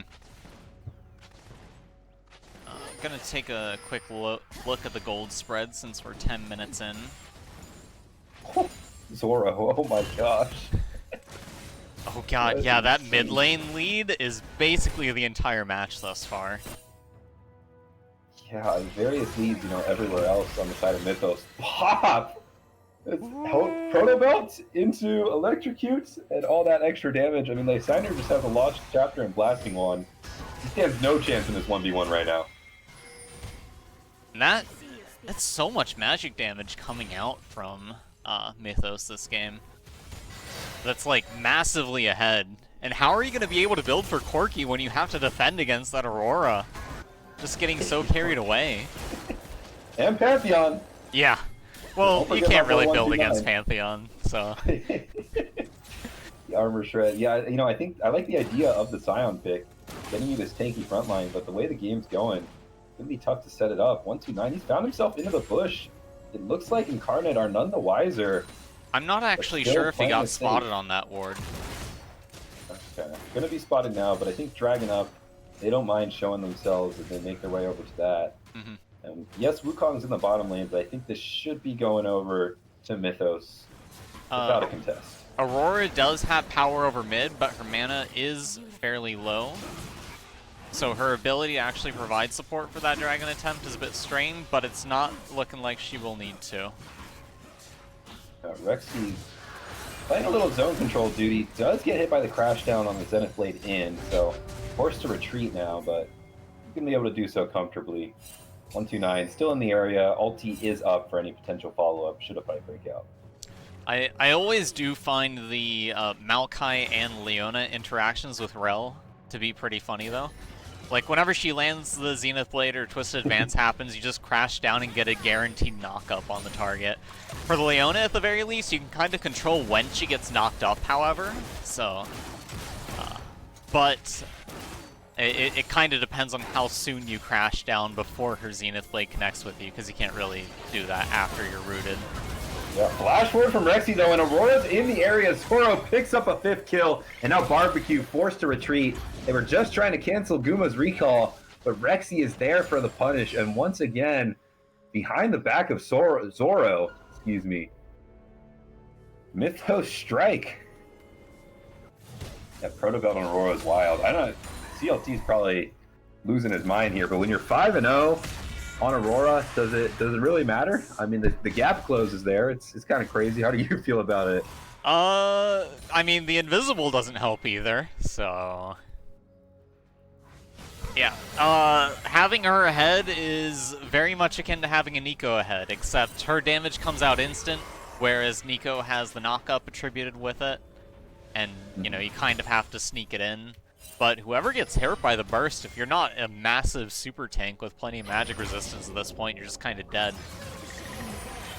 Oh my gosh. Ability missed there, and it's still just easily one trade for the Aurora. Barbecue sitting around the mid lane, but so is Rexy, so allows both mid laners to still operate comfortably. 129 and Winty in the area as well. Someone let me know if is it Wintech?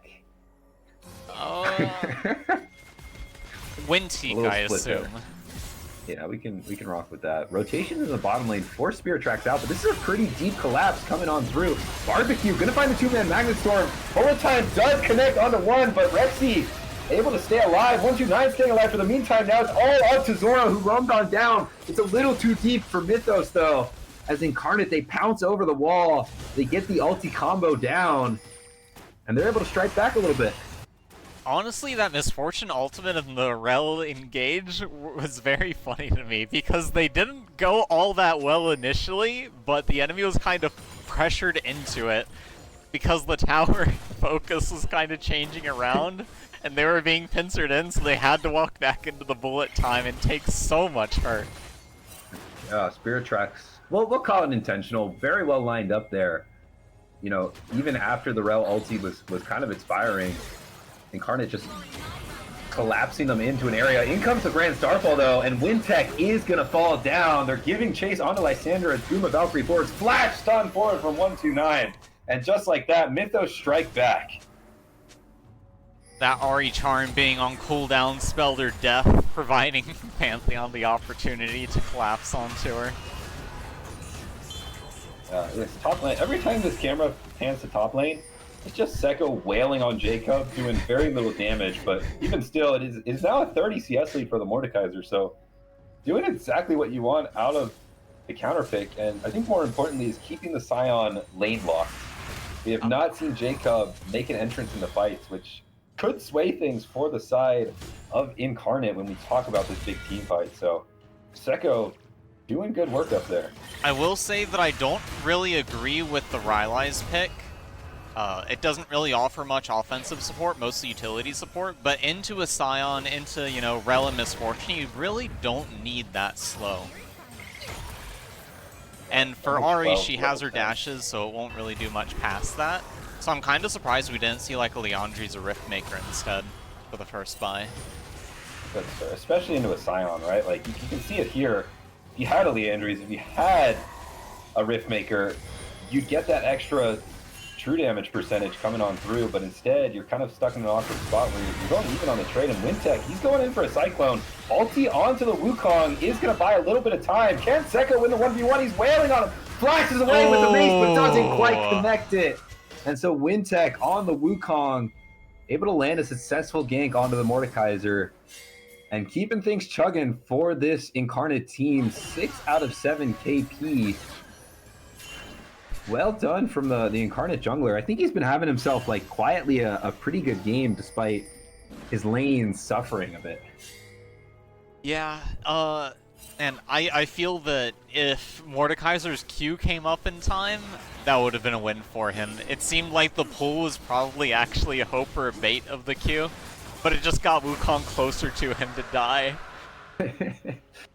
Yeah, I imagine that's why he flashed out too, just trying to buy time. It was probably, half a second away. I think Sekko played that pretty well, all things considered, in what was essentially a 1v2, nearly getting away with that 1 kill. And if he did get it, I think he would have been able to walk out as well, 1-for-0. But instead, gonna have to walk back to lane. We see him now building towards presumably a Leandri's, so itemization being corrected a bit, and team is collapsing in the top side, but I think Sion's just going to walk it out, and Mythos is going to turn their eyes towards the Herald. Although Aurora wasn't spot on vision, here comes the burst. But Sion has plenty of magic resistance right now, so that massive lead Aurora has isn't being quite as visible on him. Yeah, I mean, just not enough damage onto a mega tank like the Sion, and now Wintech able to just swoop in for probably his easiest kill of the game. 4 kills now on the Wukong, 2 finished items. Misfortune also too. Corky's falling behind in that regards, or he probably just doesn't stop by the shop. Yeah, 1,500 in his pocket. But that stolen Baron, not Baron, Herald, is going to help recover some of that momentum. Yeah, you know, I think Incarnate, they're at a pretty good spike timer right now. Wukong on 2 items.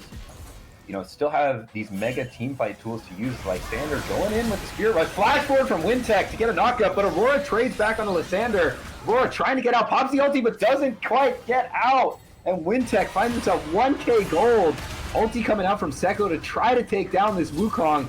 Wailing away with the mace. One more Q should do it and trade it back, but Spirit Tracks in the area. Gonna pop the bullet time for good measure. Magnetar over top. In comes 129 looking for more. Flash out from Spirit Tracks trying to close the gap. Is 129. He lands the stun, but it's cleansed away. Goes into the E for a little extra damage. One more Spear will do it. Connects and finds True, and now Barbecue left to just be cooked by 129. Does have the flash. Is he gonna be able to use it to get out? One more Spear, not quite enough. The burn, it's ticking, it's not enough either. And a TP from Lysander will dissuade any further chase. So all in all, a crazy exchange coming through. Big shutdown for Wukong onto the Aurora.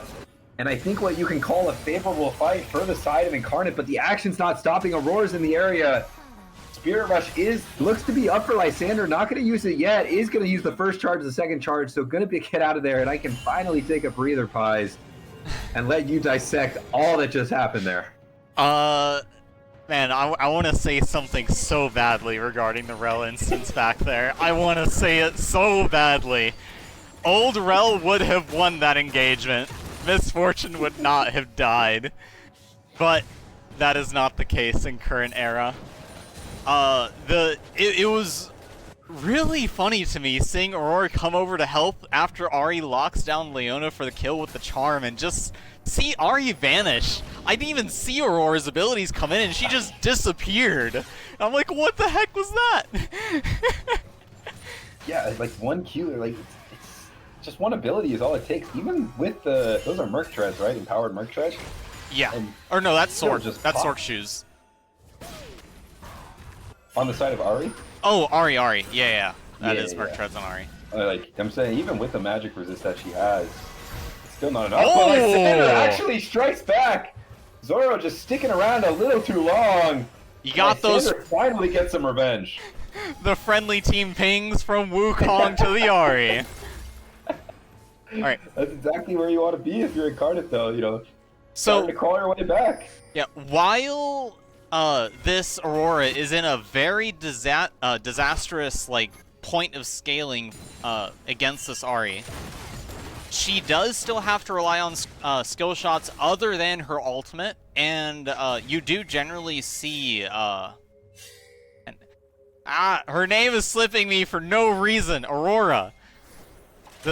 You generally see Auroras kind of burst all their skill shot abilities in one go, so generally it does make it a bit more reliable for Ahri to avoid her burst and put herself into a better position to follow up for trades after that. If Ahri is adapting for that, and her team is also scaling up very well, it could turn that advantage into their Arm goes favor. wide. Arrow crashed as well. So no Ariel is going to be up for this dragon fight, but they did chunk out Rexy. Sekko on the bottom side of the screen. I think this dragon fight is going to be crucial. Third dragon, I think stun lands onto Lysander. He's burning down. It's going to be enough with the proc of the... slipping the item name as well here. The return of her Q is so rude. Good, Sion using the ult to get on out. But now in a 4 versus 5, you got to imagine this is an easy Drake or Incarnate. We'll see if Wintech has anything to say about it. Mordekaiser are up with the Death Realm available to prevent such a crazy steal. Just needs to use it at the right time. They're not dragging the dragon out! And in goes Wintech. He doesn't quite get the Drake. Into the Death Realm he goes. Spirit Tracks use the bullet time over top. So now they're just waiting for this Wukong to exit. It's going to be an easy kill for Sekko. And Drake did go over. Third Drake and Soul Point over to Mythos. Alright, stacking Infernal Drakes, the third one, plus Soul will be devastating, especially with Aurora. Oh god. Alright. Land one hit, any squishy is dead. Rel would probably die too from it, because no magic resistance at the moment, other than Merc Treads. Scion will be fine, Wukong not great at the moment. I mean, I feel like the way this game is going, the side of Incarnate, they just haven't had the chance to get those structured team fights that you'd expect and that you'd want out of this team comp you've drafted. And I think that's a testament to how well Mythos have been spacing themselves, as well as just navigating around Zoro on this Aurora. So much damage coming through, so much single target pick coming through. They haven't been hesitating at all when it comes to pulling the trigger on any misstepping member. They've been dodging charms, which has been kind of the primary engage outside of Wintech. And if they continue to do so, it's going to be up to members like Barbecue and Wintech to find some miracle engage onto multiple members and layer those ultis over top. So, I do feel what you're saying right now. It does feel at this phase, Misfortune almost has her third item complete. Once that is done, you do need to look for a really big team misplay in order to come back from this at this point. Neutral objectives are the best situation to pull those movements off. Rel will want to generally be running in mounted form for most of the time, however, in order to be able to actually make use of those windows. There aren't any champions, at the very least, available that can prevent Rel or Wukong from going in outside of Mordekaiser ulting them. But, you know, as we see right now, Mordekaiser is side laning into Scion, so this is kind of the openings that you want to start looking for those angles. But yeah, there's the reset. Misfortune finally has her IE at this point. Mordekaiser is occupied. Once you reestablish control of the jungle, pay attention to enemy movements, see how they behave in situations, and wait for them to make a misstep. You cannot... It's very hard to force missteps, especially when you don't have any good tanks available, and since Scion is playing away from the team, it is hard to come upon those. Usually Rel is going to be the one that's going to be misstepping these points. Last engage from Wintech. Aurora does get caught out, but flashes out. Bullet time over top. Not hitting on anyone, but Aurora takes the bubble back. She goes into her death, and Wukong is traded back at the very least. Spirit Track on the other side of his team, trying to keep this fight going. Slow comes on through over top. Charm onto 129 to stun connect, but it's not going to be enough. Now Spirit Track with a flash forward. Finds two, gets the double like Sander, flashing forward to finish off Puma. Charm goes wide, but Spirit Track picks up his third. And Mythos get aced by Incarnate in the mid lane. Oh. It was a 4 versus 4 breaking out. Wintech pulled the trigger, and Aurora, just a misslip on the ulti going back into her death, is enough for Spirit Tracks and Co. to clean up that fight. However, Mordekaiser coming over to push them off this Baron attempt. I think he can do it, even with his ultimate down. Yeah, there's no jungler on the side of Incarnate, so easy punish from Mordekaiser. Well done to just deny that. And now my eyes zoom out towards this next Drake. Taking a look at what's to come, we see no flash on Ahri, no flash on MF, no flash on Rel. And with Dragon spawning in a minute, those are some crucial summoners to have down on the side of Incarnate. We'll see if they can find that engage again in what is going to be a crucial Dragon fight for them. And once again, going to be or actually, I guess we could look at finished items at this point. Mordekaiser sitting with 3, has Bloodletters. Oh, actually, I forgot to comment on something else that was said. I feel that the power that Instinct has, or I keep calling them Instinct, Incarnate. The power that Incarnate has is kind of... actually, flash forward onto Spirit Track. Seko finds the angle onto a flashless MF, and that pick is going to be enough to secure soul for them. And I don't... So that power of Incarnate. Oh, you can't even get a thought out. It's just too much action. Incarnate's power lies very much in, you know, the Wombo combo avenue, you know, the Rel Wukong Misfortune setup. Otherwise, the extended fights, I feel it's kind of even for the most part, but leaning more heavily towards Mythos, and here looks like another pick might come over. Leona's going to be able to stop the Scion ultimate going out, as he will be forced to fight back here. Just like you said, the silent ult is stopped, and now 129 just looking to close the gap for the stun. A flash out from Jacob. Should dissuade Might see anything a further, pick but now here. TP in from Lysander. He's gonna have to ulti out instantly. Does make it out, but forced to use the charm and the ulti, so Mythos still sitting comfortably, and now they're turning towards the Baron. That Wukong dash in with the clone. Ooh, Ari! Ari! Crash down on the top side of the map from Barbecue. Spirit Tracks looking for the bullet time, but it's not going to be enough. And now Zoro trying to get onto the MF. Wintech dying on the top side of the map. It's Lysander going down as well. Seko looking for more. Zoro looking for more. It's all of Mythos stomping forward for an ace onto their sister team.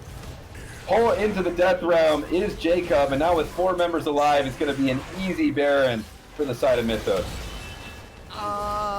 Ari getting caught out was unfortunate. However, Ari getting caught out did cause Aurora to use her ultimate, and the Misfortune ult was pretty beautiful. There was the potential for that team fight to be beneficial for Blue, as absolutely messy as it was.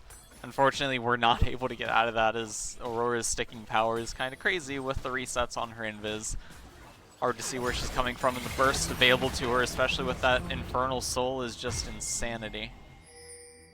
Yeah, it looked like that fight just got a little away from Incarnate, with Wintech having to go so deep to follow up on those Cyclone knockups. Spirit Tracks was just not in range for that bullet time ulti, and without any Ari or MS follow-up, Wukong just does not have enough damage at this stage of the game.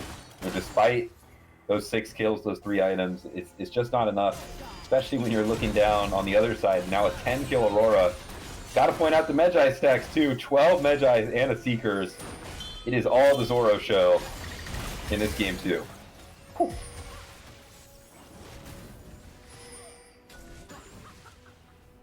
A lot of vision being denied at this point. However, those are called like Fey Lights or whatever, right? I forget. Yeah, I think that works for me. Okay. That sounds right. Yeah, those are the only thing kind of giving a bit of safety of vision inside of their own jungle at this point. Ari's pushing top side. She can't really help with waves all that much, so I can't really blame her at this point. She's gonna need to recall soon though, as you know, Mythos are pressuring on 2 fronts. Waves synced as well. They're doing a great job setting up this Baron push. And with 5 members in, Ari is going to recall. These inhib towers are slowly going down. Oh, Misfortune! The ulti over top to finish it. Rexy, call and go, looking for more engages, going on to Barbecue. And with no MF, you got to think Mythos sweep this fight. It's up to Lysander, it's up to Wintech, but a double kill over to Zoro already. With Baron buff still in tow, Mythos are looking to take us to game 3. It is looking like that, as I do not believe they have any damage from their opponents to stop this. A little bit of a bounce house there, but it's just not going to be enough. Kills all over the board. And following a dominant game 2 from Zoro, got to 24 Magi stacks, not quite all the way. But Mythos taking another bloody game, and the stun v stun series is going the distance. Just 2 minutes longer than the previous match, but a clean sweep of or almost clean sweep of dragons. They missed one. Yeah, but I mean, the objective control that was coming out of Mythos that game was so clean. It felt like Wintech just, despite his lead, could not get in and make anything happen. I feel like the setup of the vision that you were highlighting so nicely. Props to Rexy and 129 getting that done for the team, making those dragon fights really easy to play. And then from there, I mean, it was really just the leads early, I feel like, that made that game so easy for Mythos. And it looks like Mythos will be back on blue side for game 3. Okay. I'm gonna swap the in-game stuff again. It's just changing one letter. Very difficult. Yeah. Move over, says Wintech. Whoa. Kind of aggressive. Very aggressive. Almost bannable. I know. Tension's flaring in the game 3. Yeah, no surprise they take blue side to me. I feel like we saw what that counter pick did for Seko on the Mordekaiser. Not really getting highlighted too much, just direct to camera, not given much love in top lane, but quietly building a 1v1 advantage over Jacob, who I think is a very solid weak side player. But in a Scion versus Mordekaiser matchup, only so much you can do. And once the rest of the team kind of fell behind early and continued to lose these team fights, it was pretty much wraps for Mythos. The gold was always close, but it felt like Mythos had control of that from start to finish. It really did. Like, there were avenues that comebacks could have been had, but they just weren't able to be acquired either because someone got picked or the engagement started too soon, or just not in correct positions or states. But it was what it was. Game 3. I mean, this is exciting because these are, I think, what a lot of people have as the two best teams in the league. And from my knowledge, and I know Zoro is the big Stun Gaming fan here. Mythos is supposed to be like the quote unquote better team, or the higher ranked team, at least on paper. Hmm. That's, I think, what I've heard. I think what I've said, and in competitive league when it is this close, that doesn't really matter too much. I think both of these teams play each other very evenly. So I'm a bit curious if there is a ranking among the teams, or if it is just a full brother sister team that play even. If Zoro, you have any insight on that in the chat, would love to hear it. But looks like we will be starting draft soon-ish, and we'll see what angles both of these teams take in a pivotal game 3. Right, so game 1 we had the Silas counter pick into the Malphite. Game 2 we had the Mordekaiser counter pick into the Scion. We'll see if there's any counter picks taken in this game 3. But thus far, it's been a consistent bloodbath. Based off what I've seen, I think you want to give Lysander a comfortable mid lane matchup, because game 1 looked really good with him on the Silas, and then game 2 looked pretty bad with how far that Aurora got ahead. And not that matchup, I think, is necessarily too favored either way, but just once the Aurora started snowballing, it got so tough to play on the side of Incarnate. So I want to see mid lane pick be saved, especially because Lysander, to my knowledge, is kind of plays a little scrappier just by nature of gameplay and champion pool. And unfortunately, Ahri is a really good champion for picking, but there wasn't enough support for any pick attempts on her team. Like, Misfortune is very strong. Staggering the enemy's line does help with the double up. But otherwise, you have Wukong, Rel, and Sion wasn't really there for much of it. Rel has to go in when she goes in, otherwise just throw a Shattering Strike out and kind of back off and wait for your moment. Otherwise, you go in and you die if the team comes over there to provide support to whoever was caught out. And Wukong's early and mid-game damage is solid, but as it petered off with the Black Cleaver and Sundered Spear purchase, it was more for an extensive fight thing, but since there was the quirky enemy team with a Black Cleaver, Pantheon, and Mordekaiser even had... I forget the name of the magic res shredding item. There was... Curse. Yes. Bloodletters. There was a lot of resistance shredding, and that's not great for extended fights, which is why they kind of wanted those bursty finishes, which Ahri is unfortunately not able to play into, nor really bait out.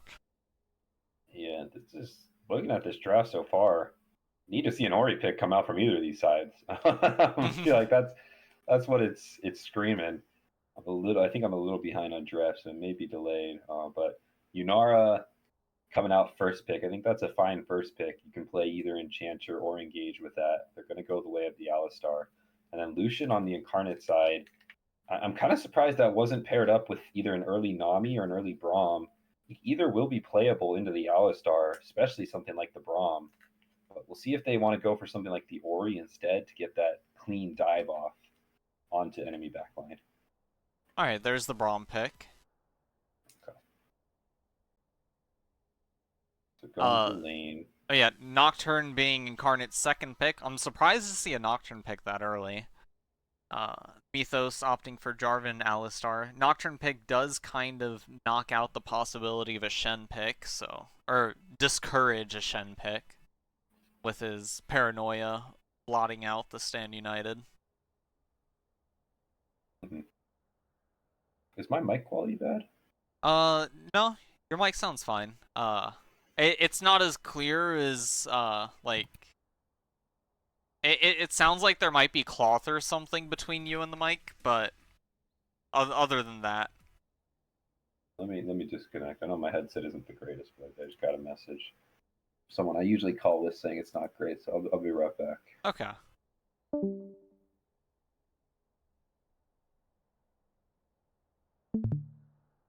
Alright, and we've got the that was the Braum pick into the Jarvan Alistar.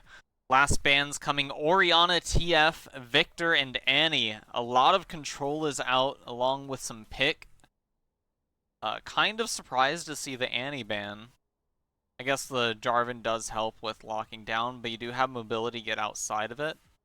Lucian shouldn't really have too much problems avoiding that. And Braum likely wouldn't really care. Here comes the Dr. Mundo pick. Wonder if that's baiting certain responses. I'm pretty sure Yunara doesn't have issues tearing into his health bar. Jarvan might, however. Alistar can easily disrupt his passive.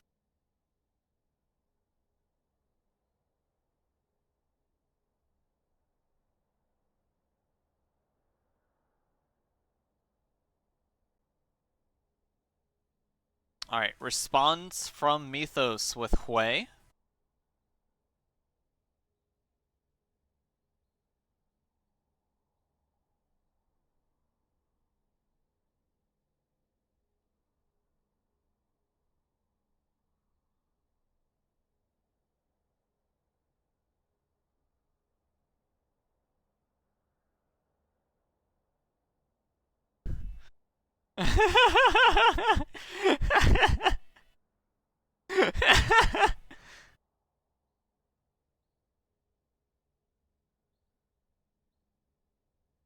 Alright, Vladimir pick from Mythos. That is very surprising to see. Especially into a team that's picked Braum. You can block a lot of those E-ticks, but should be a lot of survivability afforded to him. The Akali pick could be devastating, however. Vladimir does not build a lot of resistances, and Akali does an incredible amount of burst damage. Could come back to bite him. Welcome back. Yes, I think this maybe is a little better. Yes. Hopefully. Much clearer. Yeah, I was on my my laptop mic. I was streaming a show, kind of watching that over Discord the other day without Gotcha. headset. So I apologize for that. I had to sit through my voice and apologize to anyone who happens to watch back the cast. That It's odd though, because I feel like early on your voice sounded fine, and I didn't realize when it started to sound a bit like blocked up a bit. So. Okay, well, either way, it's better. And tuning in to see the end of this draft, some more fun picks coming through. It's Hui, Vladimir, and Dr. Mundo Akali. Some spice. I do think it's at the very least a good angle for Mythos to be picking like high AP threats like Hui and Vladimir to provide less armor spec against Yunara, kind of forcing the decision over which hyper carry potential they want to be fending off between the Vlad and Yunara. But again, I think that the Akali existing is very dangerous for both Vlad and her. So we'll see how that ends up. Yeah, I'm inclined to agree there, and this Nocturne just feels so awkward to me now. Like it feels like you're really just diving in alone unless you can get a good sync up with Lysander on this Akali. You don't have any like easy follow up. When Nocturne's locked in, you usually see it with something like an Orianna or maybe a Galio, just something with easy follow up on this point and click engage, and I'm not seeing that here. So and there's not really any range from the side of Incarnate either. So unless they get a very well positioned fight from the get-go, it feels like Mythos should have the advantage in terms of calling these fights and whether that's going in and engaging or peeling back. And we've seen, at least for the most part, like even though Mythos got like super ahead last game, it still felt like the teams are relatively even around the mid-game state. In both game 1 and game 2, you know, despite Aurora being what the heck levels. So I think we can expect an even ground here, and assuming there is that even ground, Alistar should have a bit of, or Alistar should be a fair deterrent to Akali being able to go super ham. And I don't know, Jarvan's ultimate may provide some avenue to kind of split the teams during a fight. Especially if it's taking place in the jungle. Lane might not be so much, but could also help, you know, block Dr. Mundo from going too crazy, potentially. There's not much of a front line from Mythos, however, so we'll see how Lucian deals with that. A lot more squishy targets that he can go on to. But, you know, his health doesn't really get all that high, and if the game drags on for too long, Vladimir will always become an absolute insane monster. Exactly. Yeah, I mean, I think we've talked a lot about these late games. I'm kind of curious to hear your thoughts on this bottom lane matchup, because I feel like it should be Lucian Braum favored very heavily. So Lucian is really good in, you know, bursty engagements, right? He doesn't really like going extensive for too long, while Yunara does favor those extended fights. There is a Jarvan pick for them, so I want to expect the Jarvan is going to try and apply more presence along on the bot lane compared to the previous games, because that's how I generally see Jarvans that perform well, or, you know, in certain situations where my jungler realizes what the enemy Jarvan is doing, so my lane would just not interact with the enemy whatsoever to kill his ability to do anything in the early game.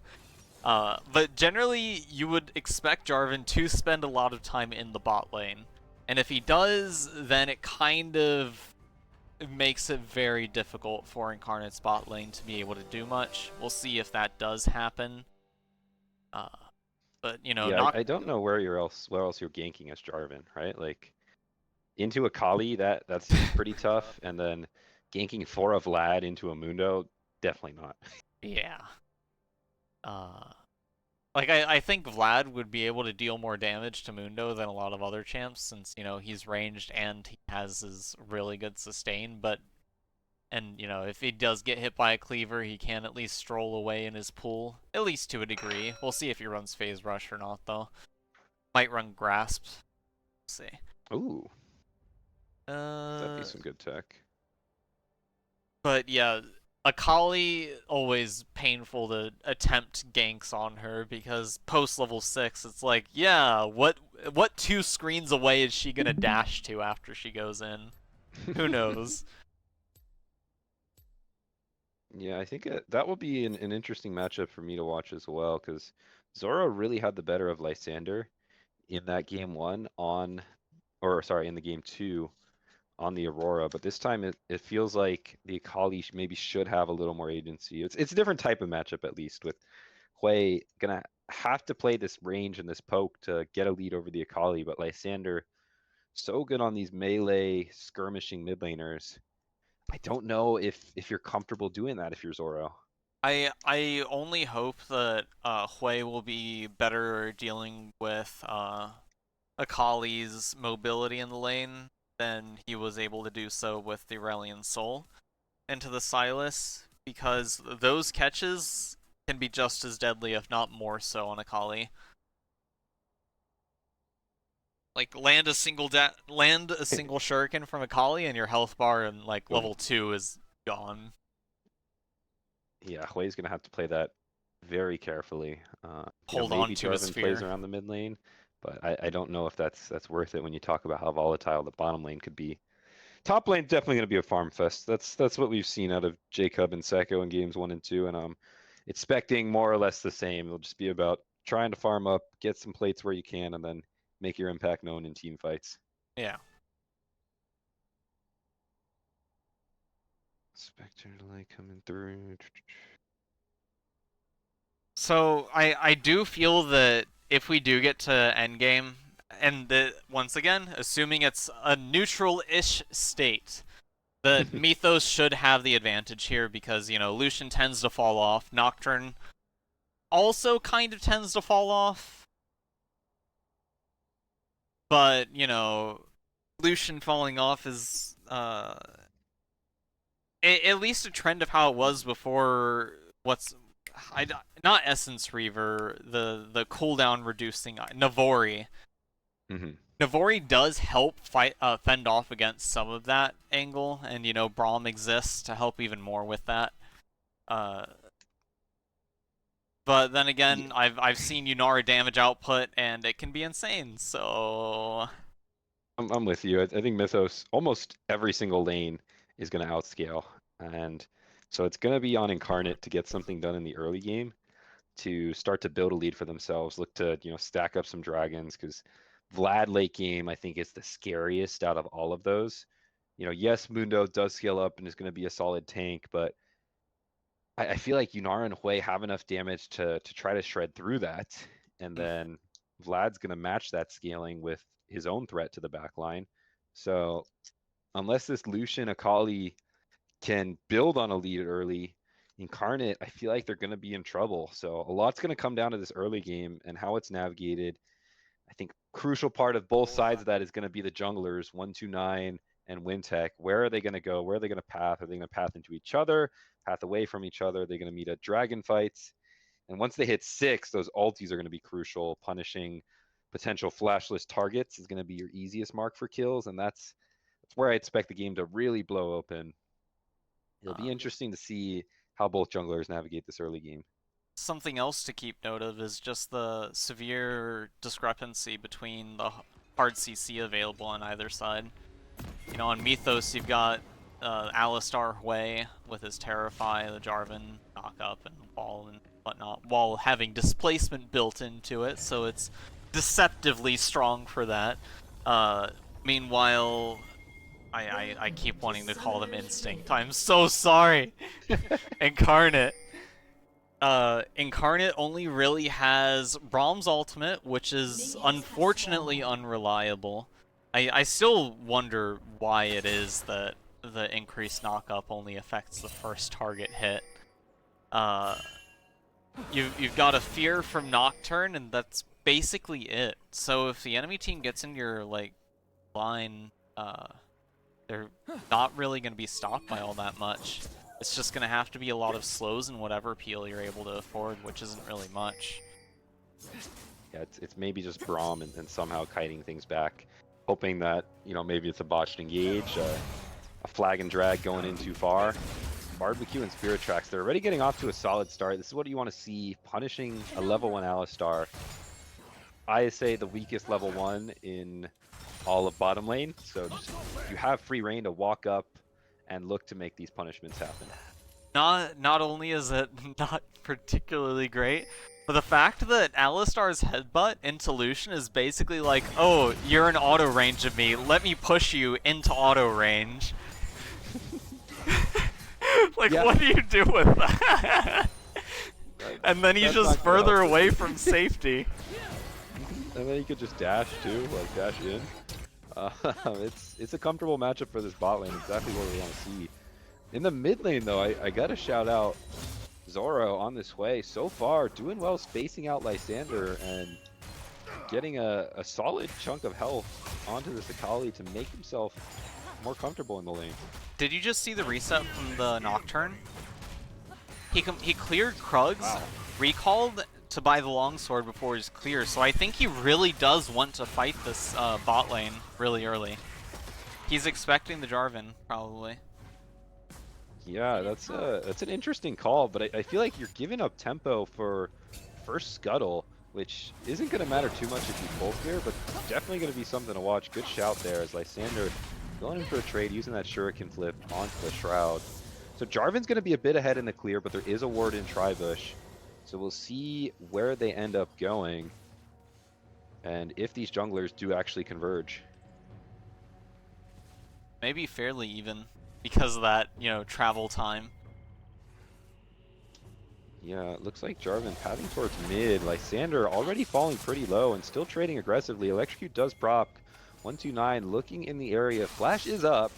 That Jarvan EQ flash combo is always a threat, but it looks like he was just pathing up towards the scuttle. And at the end of it all, it's like just a trade of the 2 scuttle crabs.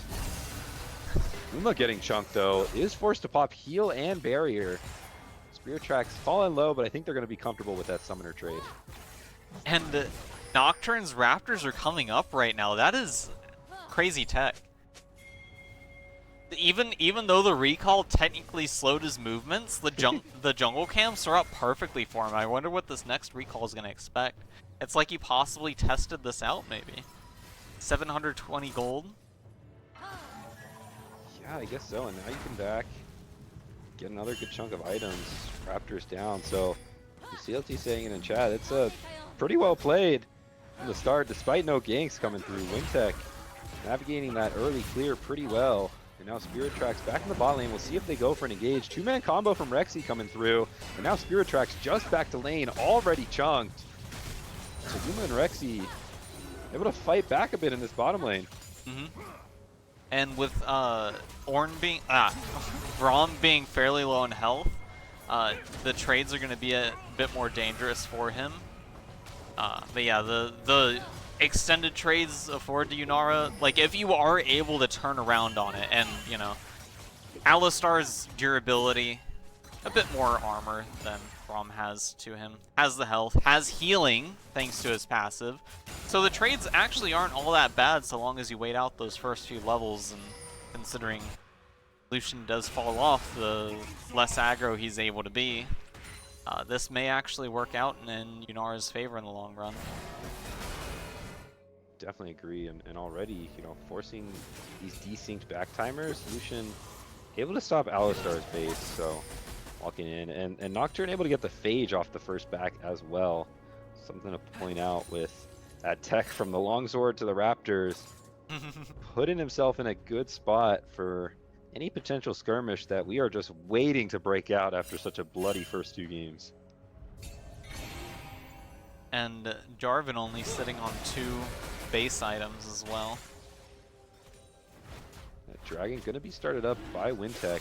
Braum in the area. Spirit Tracks forced to flash out of 129's flag and drag. So no flash on the Lucian. Got the pings, they are suspicious. Punishment. Yeah, they're collapsing onto the Drac. 129 and Rexy from the bottom side. Way from the top side is Zoro looking over the wall for support. In goes Rexy with a 2-man knockup, looking for more. Stun comes through onto Jarvan, and he just gets popped as Lysander jumps in, finds the Shuriken flip, and goes for more. Perfect execution, waiting to be used, and it's just that as they find themselves another kill. Double kill for Wintech. Way out goes wide. So it's a sweep for the side of Incarnate, using these early game champs to their powers. And they find the first 3 kills of the game with nothing traded back from Mythos. Really nice job there. Unfortunately, you know, Alistar was level 4. It's too early for him to, like, deal with something like that. Not a great angle for him to go into. Braum, especially being there, does let Lucian do some pretty nasty stuff. It was good that Dragon didn't really whittle them down all that much, so their health was pretty solid as well. And, you know, Nocturne's sustain in the jungle and clear speed in general is just a lot. Yeah, they were so healthy. Akali was the first rotation, and Akali getting a kill is going to suck for Hui. Oh yeah, Braum passive just came through on Jarvan instantly, and no time for the Jarvan to even flash out. So after that kill goes down, you know, Rexy was in there in the thick of things alongside 129, so it was just an easy walk them down type of fight for the side of Incarnate. And they're off to the exact start they need to be, but they have to keep this going into the mid game, you know, into these next Drake fights. Because we talked about this scaling on the side of Incarnate, or on the side of Mythos. That Vladimir did end up going Conqueror, so no Grasp, no Phase Rush. I was just about to comment on that. I don't think it's going to be reliable enough for him, honestly. Like, he will be able to get it up, but I don't think he's going to get as much value as, like, Phase Rush could. Like, even though it, you know, does give him 8 extra AP for his kit. Ooh, and what is this? Ultimate didn't do much. Trade of ultis from both AD carries. Rexy falling low, but on the Alistar, you're going to be comfortable healing that up. His heal comes through and a flash combo coming through, but at Wintech jumping in right at the same time. Flash chasing after the Yunara, and now Rexy gets stunned up. Has to watch his AD carry barely stay alive as 129 goes in for the Cataclysm. Flags and drags out of it. Guma knocks down Wintech. So it's a 1-for-1 and some heroics from 129. Keeping Guma alive. Lysander looking for a collapse in the area. Hui's coming down as well. So this dive could get ugly. It's a 3 versus 1 right now, but Hui's walking up. He has the home guard, speeding on through. They're going to call it off as Barbecue dropping out of tower range. So what looked like a great engage for Rexy, countered by Wintech, and then saved by 129. Some heroics coming in from both junglers to really keep that skirmish on the edge of my seat, at least. Yo, first item buy for Nocturne, Hex Tech Alternator. He wants that paranoia uptime. I wonder if it is to basically directly counteract the Jarvan's proactiveness with his ganks. Yeah, I think that's what you always go on Nocturne. It's just such a good item, the way it synergizes with your kit, getting those extra stats. But I think the crucial part is how early he got it. You know, we're less than 10 minutes in, and Jarvan's still on components. So Wintech is going to be at the advantage anytime you can get this ulti off. And probably coming up in another 30 seconds, and a lot more members to target with no flashes. Lysander showing in the top side. Hemoplague does get popped by Vlad.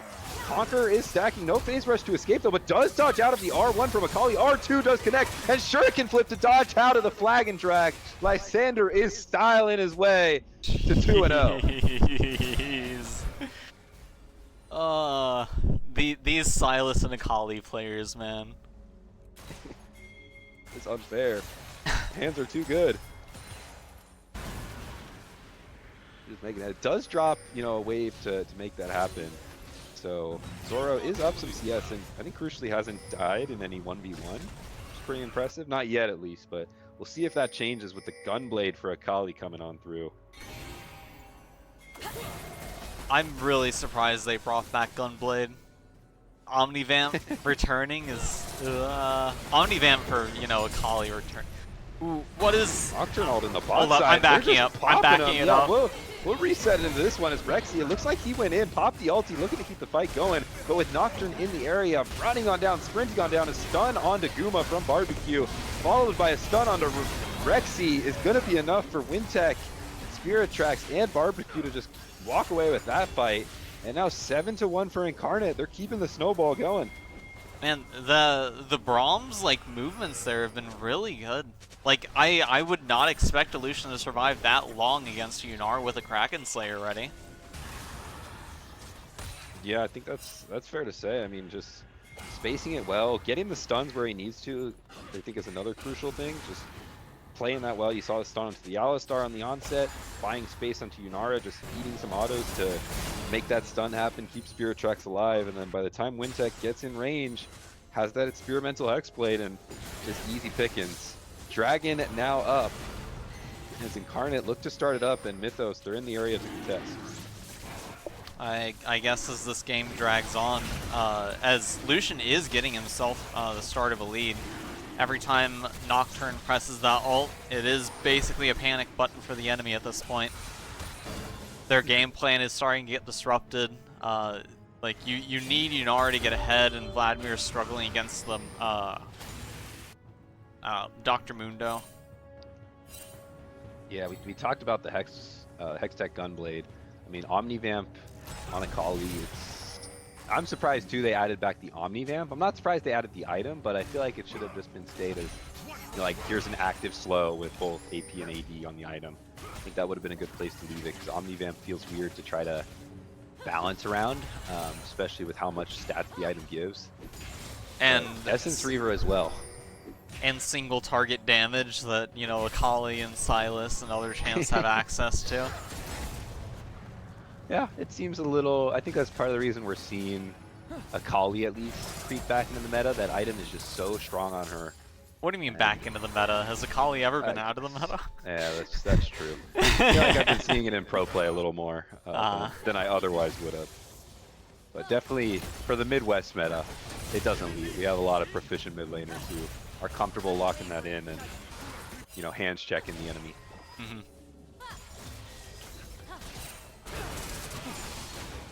See Lysander going in 2v1 though. This is what we talked about with the Akali. Just can comfortably walk away from a lot of these situations. It loses half their health. 129 looking for more. Flash! I knew it! Forces the flash out from Lysander. So, covers that. And now, you know, panning back around for all the action. Top lane continues to be a farm fest. And an ulti popped in the mid lane. Wintech going in. Flash is available on the way, but the fear connects before it can be used. And Wintech picks up his 4th. He saw that opportunity, way overextending. Jarvan has been out of the picture for like 4 seconds. Yeah, that's a good time to go in. I mean, the Nocturne, I was kind of down in it at first, but has been a crucial part of building this early game lead for the side of Incarnate. Wintech has been doing a great job just ulting and being where he needs to be. Maybe setting up a bot lane dive. I don't know how I feel about this one. You do have Braum ultimate ready. You do have Barrier for Lucian set. All summoner spells that are necessary are ready. Bush check, health down. Ooh, Yunara popped ulti, so she's going to try to kite this out. A Braum ulti comes through, knockup is found, and Guma does drop. Rexy, only one left alive under tower. Barbecue drops aggro, so now it's a 4 versus 1 setup, but team is collapsing for the side of Mythos, and a TP coming in from Vlad. Gonna prevent anything further going over. 129 looking to find the engage. They brought the Vlad down. They want the smoke. But Incarnate successfully disengaged the fight, and Seko can do nothing but get a Q onto an already fully healthy Braum. So Mundo wailing away at the tower this entire time. Sanders going in. He's looking for more, but the Vlad ulti is popped. Rex, he barely stays alive through Unbreakable Will. Mundo gets first tower on the top side. Seko flashes in. He finds Akali. He finds Lucian. But Wintech finds another ulti to trade it back. Gets 2. It's double kills on both sides of the map. It's Barbecue and Wintech. But 129 in the area looking for the Flag and Dragon coming up soon. As Wintech and Barbecue retreat under tower. Flash away. But Eclaticism comes through. And now Wintech in under tower gets the flee. Gets the trade back way with no mana. Zoro looking to finish it off. 1Q. It's not going to be enough. No, the bird takes it down. And at the end of it all, 4 members down for Incarnate, and Mythos finding their way back in a fight.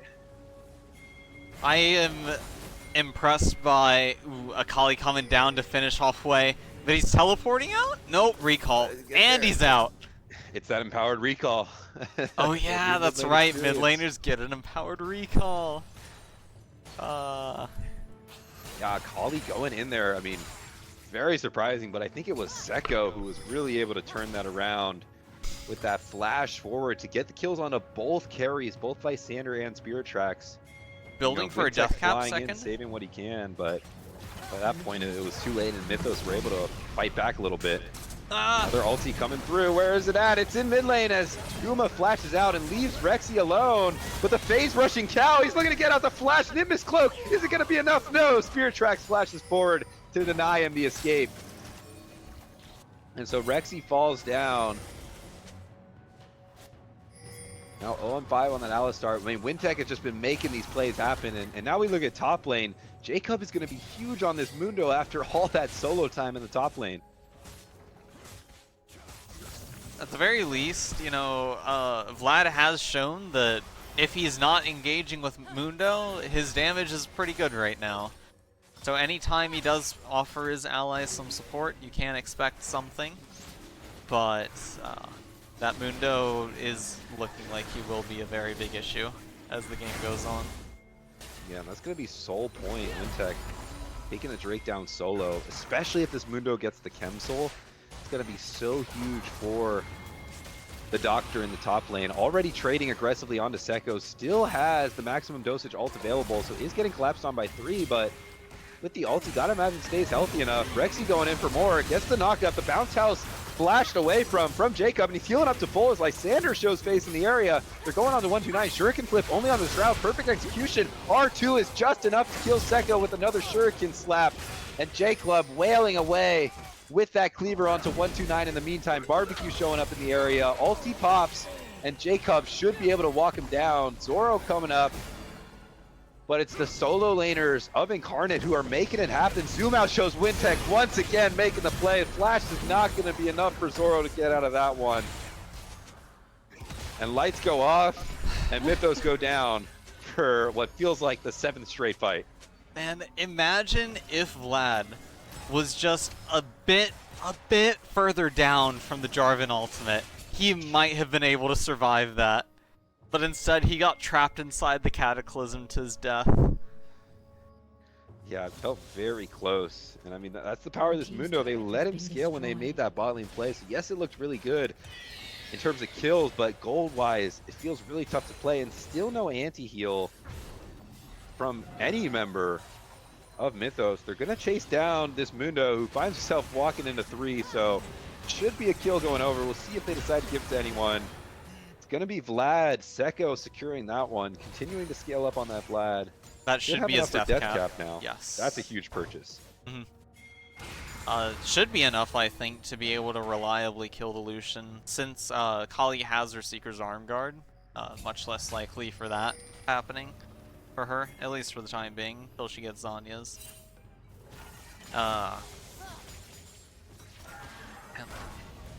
Mythos has had such a tough match so far. Like, their composition looks like it can scale very well. They are trying to hold on for those moments, but the pressure being put on them by Incarnate is a lot.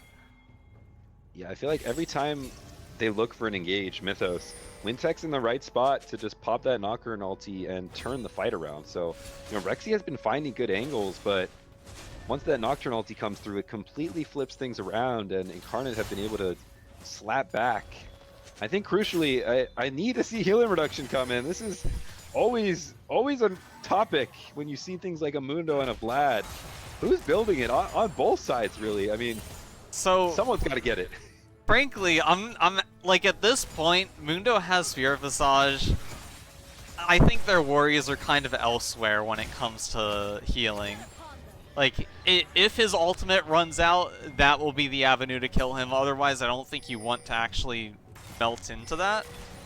But everyone else doesn't really have much healing. I haven't been paying attention to the healing that Akali has been getting from the Gunblade, and that doesn't track it either, since it's not like a special effect or anything. So honestly, it's kind of iffy as to rather it would be a good buy, because we've seen how fast Mundo is getting melted when he's not ulting, which is pretty decently fast, even without Inara there. So they could possibly get away with it. It's just a matter of so long as no one else gets too bad about it. But with Vlad, you will want Grievous Wounds. Yeah. Because he doesn't have downtime on his healing. And you can kind of maybe see how, okay, if we just ignore the Mundo, we're playing this fight to kill backline anyway. So, you know, Vlad can just run through, Hwei can fire over top, Jarvan can do the same, and then just hope Guma and Rexy can kite out the Mundo for later. So maybe you can justify not getting it. It's just always a purchase I like to see when going into large drain or heal heavy tanks like that. And I definitely think Incarnate need to pick it up somewhere, whether that's the Nocturne or the Lucian. And Dragonfight in 30, few resets coming in, but Mythos, you gotta feel like they have to take a stand there. I'm actually feeling like if there were to be Grievous Wounds bot, that maybe either Mundo or Braum would probably be the better avenue. Braum... Actually, no, not Braum. Mundo, because of the AoE effect, Nocturnal. Lights go off. Hwei's a bit off to the side as Zoro pops the fear, so able to get out for now, but in comes Lysander. Hwei ult is on top of it. It's all on Guma now for the damage as Seko goes into the pool. Mythos, they're on the retreat. Lysander falling low, but not quite falling down. Seko looking to finish off the kill. One more Q will do it. Down goes the Akali, and Seko looking to kite out on the top side. Pops the Ghost to help navigate it. Going in for more. He's playing on the edge of this fight, and a flash forward from Spirit Tracks forces the flash out from Seko. They're giving chase. It should be enough. The pool's not going to be enough to keep him alive. One more Q does do it for at least a trade. So jungler down on the side of Incarnate. Mythos jungler in 129 is still up, but in comes Spirit Track for more. Guma flashes out of the Frostbite Q from Braum. It's a 2-for-2 between the stun teams. Jungler up for Mythos, but Dragon and health bars on the side of Incarnate. And Vladimir doing a really good job putting that pressure on their backline, however. Let's see. God, he popped that ghost, and he was just walking around. Yeah. Was able to finish off the Akali, so that helped a bit in that front. However, she's back up, teleporting over. Inara's in danger. 3K health on the drag. It's going to be a fight on two fronts. Where is 129 going to go? They're going to see the dragon health now as Zoro is in. Still no jungler. Wintech has just respawned. 2K on the drag as Lysander kills Guma on the top side of the map. Objective bounty and dragon is claimed by 129, so no soul for now. 129 trying to escort Zoro out of the fight, but it's going to be a sacrifice as both jungler and ADC down for Mythos means Incarnate should find their way towards a Baron.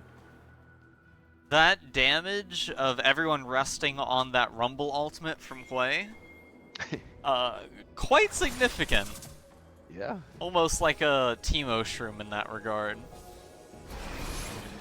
I like the comparisons. Items on that Hui, I mean, he's starting to hurt. Yeah, it's surprising how much it was hurting with just 2 items. You can get that stacked up. You can see the angle, but Lysander just still has so much damage at this stage of the game. Akali, big focus. Though Zanya's is popped, and Wintech, he pops the lights out. Going into the pool is Seko. It's forced to fear, forced to retreat, so is traded one onto the Nocturne.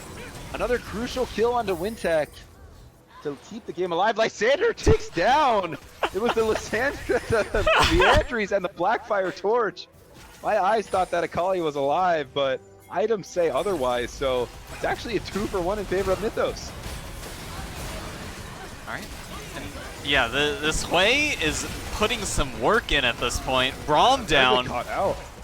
Spirit Track's gonna get ulti from the Cataclysm as well. Mythos, they're finding their angles for this comeback.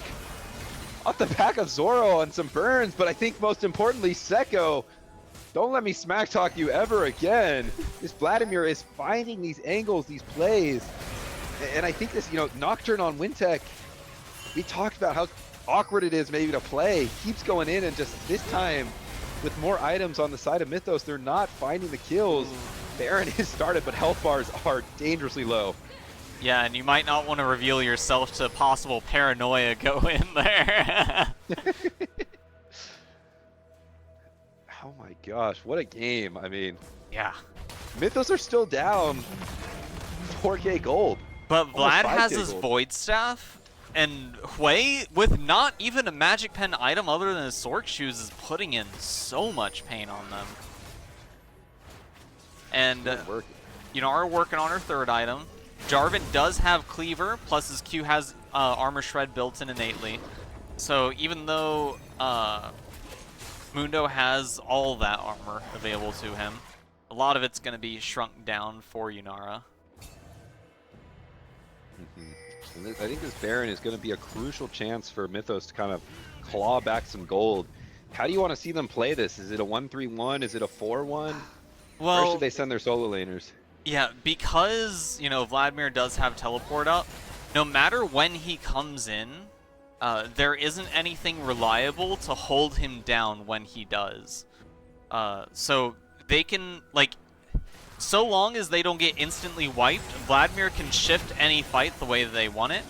Hui needs to be protected against all costs, and Alistar has been helping with that. Jarvan tunnel vision during Dragon, but I guess it's okay since they did deny the Chemtech Soul, as Inara was just getting toyed with by the Akali. Yeah, I think that was the right call. Secure the Drake while Wintech was still down. Can't let that go over, but right now we have a crazy split going on. It's just Spirit and Bard who are defending the mid lane, and Lysander and Jacob on the Mundo, they're pushing onto the inhib towers. Wintech is showing as well. We got to go way out to capture it all. The map movements here, it's incredible stuff, and the collapse is going to be called onto the bottom lane. I am very surprised about that. And hit the inhib tower. Mythos, they're just getting picked apart. These Incarnate solo laners. doing work to keep the game in their favor on the side lane, and Wintech is shadowing it all. I kind of disagree with Vlad opting to go top side, bot side to dissuade the Mundo and everyone else following suit. But I guess they did manage to defend one of those towers. That's good enough. Inhibitor's still up. They do have Baron buff for a little bit longer. Almost took well, that two was your towers on Baron. it. That's the thing. Like, it feels like you should have been getting more rather than Incarnate finding these angles. And now another dragon spawning, so at least they have priority for this. Gold still down 5k. My eyes are gonna be. Oh my gosh! Spirit Tracks just flashed. Blue buff secured. But now Lucian no flash for this fight. That could be a crucial cooldown as both carries on either side are going to be jumped on. I think he expected Daisy to knock him off there. Yeah, eyes on the fight. Wintech popping the paranoia as Jarvan taking a little bit of damage. They're focusing down the dragon as Rexy goes in, finds the flash, pulverize onto the Lucian. It's a fight on two fronts. Cataclysm goes down, 129 falls first as Jacob's in the backside taking it all up. Wintech focusing the track. It's going to go down. Seko trying to find the damage where he can as Jacob is just not dying. He's still healing it all up. Seko able to get the kill on the Wintech on the bot side. Fear from Zoro onto Spirit Tracks, goes into the Zanya's. No flash on the Lucian from earlier means he goes down and Jacob is losing health, but he's still alive for now. Alistar giving chase. The passive shield is there. I don't even know if they have enough damage to kill this Mundo as Kemsol is on the side of Incarnate. Rexy's alone. Seko looking to close the cap. One more cleaver will do it, but Rexy barely gets out of there. And yeah, no maximum dosage from Mundo means he doesn't quite have the tankiness as per usual. So Soul goes over to Incarnate, but Mythos sweep the fight. And I mean, more craziness. Jeez, man. That Vlad will not die. He is getting carried away. And Hui is pulling out miracles with these movements. That was like a 1v3 situation and he pulled out ahead. I know, that fear was so clutch. Like, landing on his Spirit Tracks. You would expect the Vlad to be the one taking out 3, but nah, he was just fighting the Nocturne in the pit. And you know, maybe Vlad will want to get a Morello Nomicon for that Nocturne. After what happened right there. And we see the Executioner's Culling come onto Lucian. Big fan of that. First Grievous Wound item. Actually, Hui just got Oblivion Orb as well, so there's that. Yeah, I wouldn't even mind like a Maw or something, some sort of magic resist survivability, because this Vlad has been running over fights. Ball and Lucian would be work. really good for him.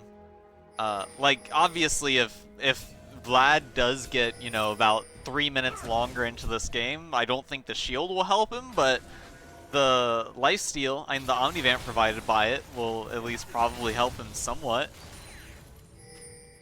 Yeah, actually, I agree. I mean, these fights are just so tough to follow. You know, Seko diving into the backline, making it work. 129 died at the start of that team fight. You know, I feel like we haven't seen Lysander get that perfect angle that he's wanted. That last fight seemed to be carried by Jacob of all people. I feel like we haven't given them a shout almost all series long, but it was that Mundo buying space, building time for the rest of Incarnate to whittle down where they can.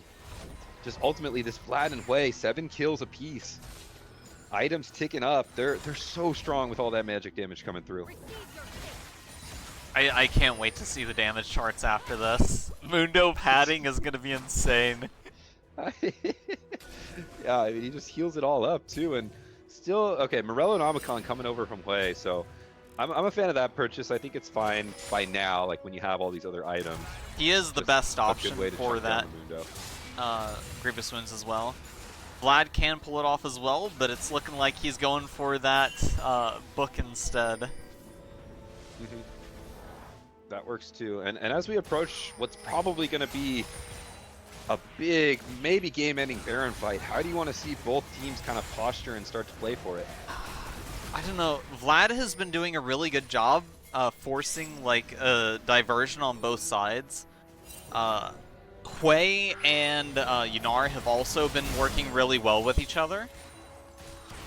And it's so hard to say because Nocturne can like throw it out of proportion anywhere.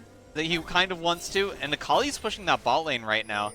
It's really dangerous to be trying for Baron when you have no bot lane pry. You have 4 people moving in. Yeah, Akali is eventually going to have to teleport in, but you're going to have those increased damage debuffs onto you from the Baron, and your health status is looking really bad. In comes the TP, in comes Wintek, Jarvan going down at the very start of the fight yet again, and Lysander finding the angle on a both carries. Guma, he's hitting, but it's not going to be enough to stay alive, and now Hwei going down next. It's just Sekko on the side of Mythos, and he's going to have to flee, nothing to do, as Rexy falls down as well. Wintek finds the angle yet again as the rest of Incarnate pounce together. Sekko trying to flash out, trying to escape, has to cut the wave. The respawn timers are another 40 seconds. And Mythos get aced, a clean 5 for 0 out of Incarnate, and they have a wave. They're marching for the end. Oh, that is disastrous to see. Yeah, death timers, they're gonna be too long here. It was hard fought, it was back and forth. Mythos, they were looking for the comeback angle, but in the end, Incarnate shut them down and reign on top in the Stun Gaming Wars. Mythos, you had it. I don't know what happened with that fight. That Baron Force was just not a good time for you. Yeah, it felt like they were getting picked apart on the side lane. That prowess in the 1-3-1 from Incarnate, just forcing a decision there, calls to start the Baron, force a TP, maybe get a fight.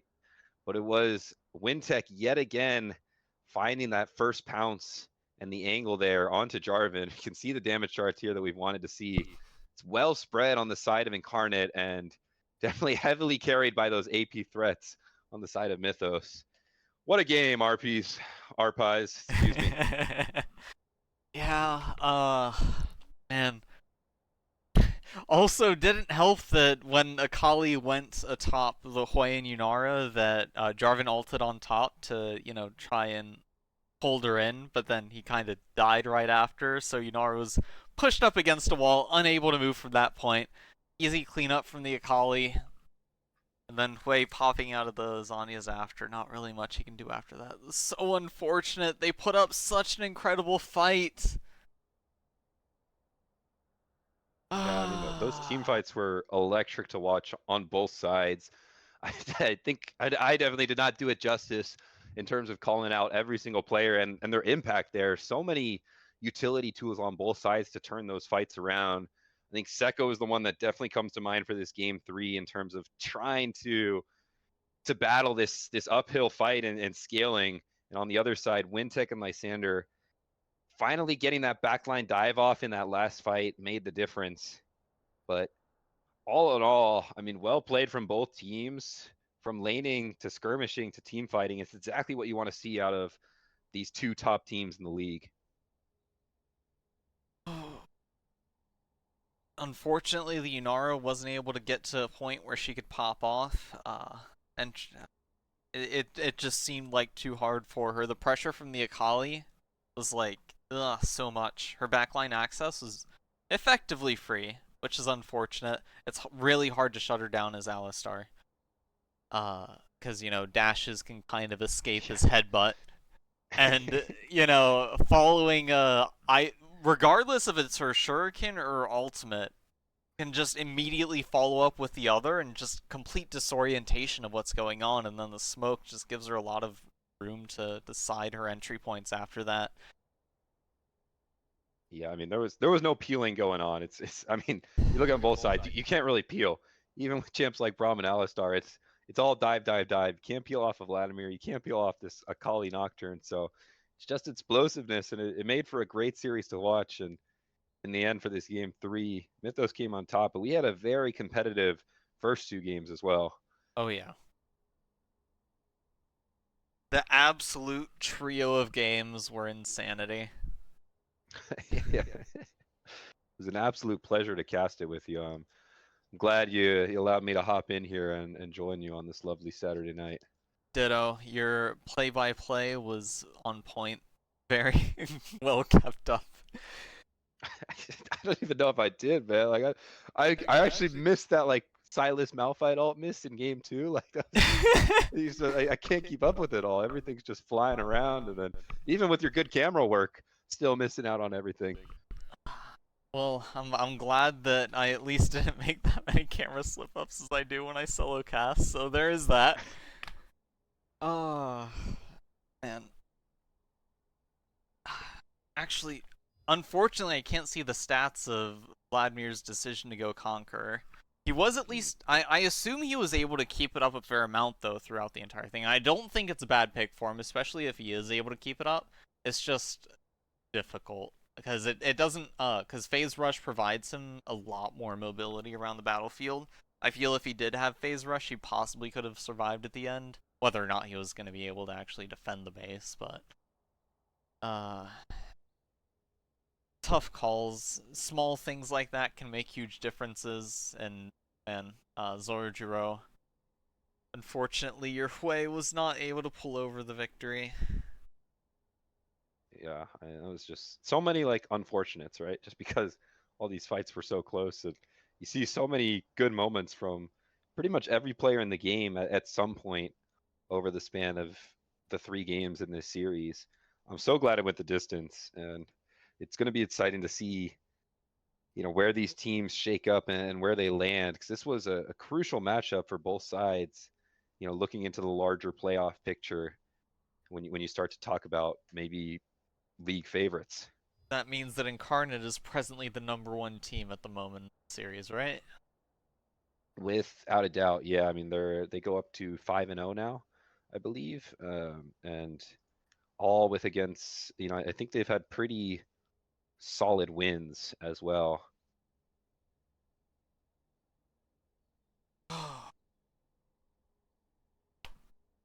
Anything else you would like to add before we close it out? No, I think we're good. You can wrap it up, and we can call it a night. Right. With that, thank you all for stopping by. Once again, apologies for starting the stream a bit late, but did manage to get in just in the nick of time before it began. Both teams performed exceptionally well, regardless of the win-loss results.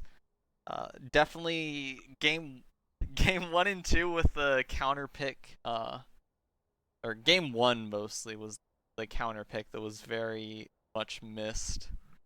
I expect that lots of stuff will be learned. The Vlad coming in pretty wild in game 3. Not wild enough though. Yeah. With that, thanks again for casting with me, Nexus. And My pleasure. with that, hope everyone has a great remainder of the day and start of your week. With Sunday being today, because it's midnight. Yay!